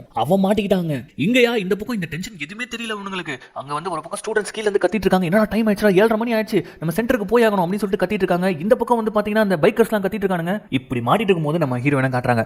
நேரா ஒரு ரயில்வே ஸ்டேஷன் மெட்ரோ ஸ்டேஷனுக்கு போயிட்டு அந்த ஆன்சர்களை அனுப்பிட்டு இருக்கும்போது ஒருத்தன் வந்து டமால் அடிப்பா, நான் கீழே வந்து போன் உடஞ்சிருது. அதை வேற எடுத்து போட்டு கொஞ்சம் கொஞ்சமா அனுப்பிச்சிட்டு இருக்காங்க. கொஞ்சம் கொஞ்சமா மறக்க ஆரம்பிக்குது. நல்ல வேலையா அந்த மியூசிக் இருந்ததுல அதை அப்படியே ஞாபகம் வச்சு கொஞ்சம் கொஞ்சமா அனுப்ப இப்போ கரெக்டா இந்த இடத்துக்கு அந்த செக்யூரிட்டி வந்துருவாங்க. இப்போ மட்டும் மாட்டினாங்கன்னு வச்சுக்கோங்க, ஒட்டுமொத்த வண்டவாளமும் தண்டவாளத்தை ஏறிடும். அதனால டக்குன்னு என்ன பண்றாங்கன்னா அங்க ஓரமா ஒரு வெண்டிங் மிஷின் இருக்குது. அதுல கொஞ்சம் கேக்கு கோக்கு எல்லாத்தையும் எடுத்து சாப்பிட்டுக்கிட்டே கரெக்டா நாள் வந்து பிடிக்கும் போது அப்படியே வாமிட் பண்ற மாதிரி ஆக்ட் பண்றாங்க பாருங்க. ஓ இந்த பொண்ணுக்கு உண்மையிலே உடம்பு சரியில்லை போல இருக்கு. ஆமா அவன் கூட வந்த பையன் ஒருத்தன் மாட்டிக்கிட்டான், நீ முதல்ல சென்டருக்கு வாமா, அவன் கூட கொஞ்சம் விசாரிக்கணும் அப்படின்னு சொல்லிட்டு கூட்டு போக அந்த போனை நைஸா வேற ஒருத்தவங்க பேக்ல போட்டு விட்டுறாங்க. அவ்வளவுதான், இவங்க 2 பேரும் அங்க மாட்டிக்கிட்டாங்க. ஆனா ஆன்சர்ஸ் பக்காவா வந்துச்சு. இங்க பசங்க அவங்க பிளான் பண்ண மாதிரியே எல்லா ஸ்டூடெண்ட்டையும் அனுப்பி வைக்கிறாங்க. இங்க பிடிச்சி இதுக்கப்புறம் விசாரிச்சு என்ன பிரயோஜனம்? நம்ம ஹீரோனை பிடிச்சி விசாரிக்கிறாங்க. அந்த பையன் யாருன்னே தெரியாது. ஃபர்ஸ்ட் சீன்ல தான் நம்ம ஹீரோயின் சொல்றாங்களே, உங்களுக்கு வேணும்னா என் ஸ்கூல்ல செக் பண்ணி பாருங்க, என்னோட கிரேட்ஸை செக் பண்ணி பாருங்க, உங்களுக்கே தெரியும் இது நான் எக்ஸாம் நான் சீட் பண்ணலாம் வரல அப்படின்ற மாதிரி சொல்ல, இல்ல அவங்ககிட்ட ஒரு ஃபோன் கிடைச்சிருக்குது ஆனா அதுல எல்லாமே டெலிட் ஆயிடுச்சு, எதுவுமே இல்ல அப்படின்னு சொல்லிட்டு அவனை ஒரு பக்கம் பிடிச்சி வச்சிருக்காங்க. என்ன அவனை வந்து பேன் பண்ணிட்டாங்க, இதுக்கப்புறம் அவனால இந்த எக்ஸாம் எழுதவே முடியாது, நீ வந்து உனக்கு உடம்பு சரியில்லைன்னு போற, நீ அப்புறமா எழுதிக்கோமா அப்படின்னு சொல்லிட்டு அனுப்பி வச்சிருக்காங்க. இவ்வளோ பெரிய பிரச்சனைக்கு அப்புறம் நம்ம ஹீரோயின் மட்டும் தான் வராங்க. ஸோ வந்து இறங்குறாங்க ஃபிளைட்ல. 2 பேரும் ஒரே சந்தோஷம், நாங்க பாஸ் பண்ணிட்டோம் சூப்பர் அப்படி இப்படின்னு கத்த. இப்போ நம்ம ஹீரோயின் பாக்குறாங்க எவ்வளவு பிரச்சனைக்கு அப்புறமா இதை முடிச்சிருக்காங்க. இவங்க எவ்வளவு சந்தோஷமா இருக்காங்க. இப்போ பாஸ்டன்லயும் போயிட்டு அதே பண்ணலாம் இவங்க சொன்ன உடனே கடுப்பானவங்க, நான் பாஸ்டன்லாம் வரல, எங்க அப்பா கிட்டே போறேன், எனக்கு அந்த காசுல இருந்து ஒரு சல்லி பைசா வேணும் அப்படின்னு மாதிரி சொல்லிட்டு அவங்க பாட்டு நடந்து போயிட்டே இருக்காங்க. இப்போ பார்த்தா வெளியில அவங்க அப்பா நிக்கிறாரு, ஏதோ தப்பு பண்ணிருக்காருன்னு அவருக்கு நல்லா தெரியுது. ஆனா டக்குனு அவங்க வந்து கட்டி பிடிச்சிருக்காங்க, பெரிய தப்பு பண்ணிட்டப்பா அப்படின்னு சொல்லிட்டு. ஸோ எல்லாத்தையும் ஒத்துக்கிட்டு இதுக்கப்புறம் நான் இதை பண்ண போறது இல்லப்பா அப்படின்னு சொல்லிட்டு அவங்க கிட்ட மன்னிப்பு கேட்க, இங்க வந்து பாத்தீங்கன்னா இங்க சோகமா போயிட்டு இருக்கு வாழ்க்கை. அந்த பசங்களா வின் பண்ணிட்டு ஜாலியா குச்சிட்டு இருக்கானுங்க அடுத்த லெவலுக்கு போகிறதுக்காக. ஸோ பணக்காரங்க பசங்க அவங்க ஜாலியா இருக்காங்க. நம்ம ஹீரோயினை கட் பண்ணி காட்டுறாங்க. ஒரு ஸ்கூல்ல வந்து இந்த உண்மைகள் எல்லாம் சொல்லி, அதாவது இந்த உண்மையை சொல்ல, நான் பல தப்புகளை நான் பண்ணியிருக்கேன், ஆனா நான் இப்போ வந்து நிறைய பேருக்கு நான் நிறைய விஷயங்களை டீச் பண்ணணும்னு நினைக்கிறேன், எங்க அப்பா மாதிரியே நான் டீச்சர் ஆகணும்னு நினைக்கிறேன் அப்படின்னு சொல்லிட்டு அவங்க ஒரு டீச்சர் வேலைக்கு வந்து அப்ளை பண்ணிட்டு போகலாம் அப்படின்னு இருக்கும்போது தான் இந்த பேங்க் கிட்ட இருந்து மெசேஜ் வருது. சரி அவன் ரொம்ப நாள் ஆச்சு பார்த்து, 2 பேரும் லைஃப் நாசமா போச்சு, போய் பார்க்கலான்னு போய் பார்த்தா இருக்குல்ல, ஏன்டா கடையில ஏத்து முட்டைன்னு கேட்கும்போது இப்போ வைக்கிறான் பாருங்க ஒரு ட்விஸ்ட். அடுத்து வேர்ல்டு லெவல்ல ஒரு எக்ஸாம் ஒன்று இருக்குது, அதுக்கு நான் ஆளை சேர்க்க போறேன், நான் எப்படி உங்களுக்கு ஹெல்ப் பண்ணணும் அதே மாதிரி நீ எனக்கு ஹெல்ப் பண்ண போற அப்படின்ற மாதிரி சொல்றான். போடாங்க இவனே அப்படின்ற மாதிரி சொல்லிட்டு இதெல்லாம் நான் வரமாட்டேன் அப்படின்னு சொல்லிட்டு நம்ம ஹீரோயின் ரொம்ப கோமா கிளம்புறாங்க. நீ மட்டும் வரல நானே போயிட்டு சரண்டர் ஆவேன், இந்த மாதிரி அந்த எஸ்டேக் எக்ஸாம்ல வந்து இவ்வளவு ஃப்ராட் தானே நாங்க பண்ணிருக்கோம் அப்படின்னு சொல்லிட்டு நீ மட்டுமே மாட்ட மாட்டா, நீ உன் ஃப்ரெண்ட்ஸ் அந்த எக்ஸாம் எழுதுனவங்க அந்த எக்ஸாமே கேன்சல் பண்ணுவாங்க, எவ்வளவு பெரிய இஷ்யூ ஆகும் தெரியும்ல அப்படின்னு சொல்லிட்டு பயங்கரமா வில்லத்தனமா மிரட்டிட்டு இருக்கான். இப்போ நம்ம ஹீரோயின் பாக்குறான், அப்படியே பார்த்துட்டு திரும்பி கண்ணெல்லாம் கலங்கி நின்று, இவ்வளவு கேவலமானவனா இருக்கல்ல, பணம் உன்னை எப்படி மாத்திடுச்சுல அப்படின்னு சொல்லிட்டு, நீ என்ன சொல்றது, நானே போய் சொல்றேன், உண்மையை ஒத்துக்கிறேன்டா, இந்த உண்மையை மனசுக்குள்ள வச்சுக்கிட்டு என்னால வாழவே முடியலடா, என் வாழ்க்கையை நாசமானாலும் பரவாயில்லடா, இந்த தப்பை இதுக்கப்புறம் யாரும் பண்ணக்கூடாதுடா, நானே ஒரு எக்ஸாம்பிளா இருந்துட்டு போறேன் அப்படின்னு சொல்லிட்டு என்ன பண்றாங்கன்னா, இப்போ நேரா அவங்க அப்பாவே கூட்டு போயிட்டு அந்த அஃபிஷியல்ஸ் கிட்ட உண்மையை சொல்றாங்க. அந்த எக்ஸாமையும் வந்து பாத்தீங்கன்னா கேன்சல் பண்றாங்க. ஸோ இந்த படமே வந்து பாத்தீங்கன்னா புத்திசாலித்தனம் அதிகமா இருந்ததுன்னா என்ன தப்பு வேணாலும் மாட்டிக்காம பண்ணலாம். ஆனா எல்லாத்துக்கும் ஒரு முடிவுன்னு இருக்கு, மனசாட்சின்னு ஒன்று இருக்குது. என்ன இந்த மாதிரி படத்தை பார்த்தோம் இந்த மாதிரிலாம் அப்படியே ஏதாவது காப்பி பண்ணலாம்னு ஐடியா வருமே, அந்த மாதிரி ஐடியாலாம் இந்த படத்தை பார்த்துட்டு வரக்கூடாது. எப்பவுமே என்னைக்கு நம்ம ரொம்ப ஹார்ட் ஒர்க் பண்ணி ஒரு விஷயத்துல நம்ம கடின உழைப்பு போடும்போது அந்த உழைப்பு கிடைக்கிற வெற்றி வந்து எப்பவுமே நிரந்தரம், அது எப்பவுமே நம்மளை கையை விட்டு போகாது. ஆனா ஷார்ட் அவுட்ல நம்ம இந்த மாதிரி சில விஷயங்கள் பண்ணும்போது இந்த மாதிரி இருக்கிறது ஒட்டுமொத்தமா நம்ம கையை விட்டு போயிடும். ஸோ அதை வந்து ரொம்ப அழகா சொன்ன ஒரு கதை தான் இந்த பேட் ஜீனியஸ். இந்த படம் உங்களுக்கு பிடிச்சிருக்கும்னு நினைக்கிறேன். இவ்வளவு லென்த்தா இழுத்துட்டேன், ஆனா அந்த டைமுக்கு நான் உங்களை என்டர்டைன் பண்ணிருப்பேன்னு நினைக்கிறேன்.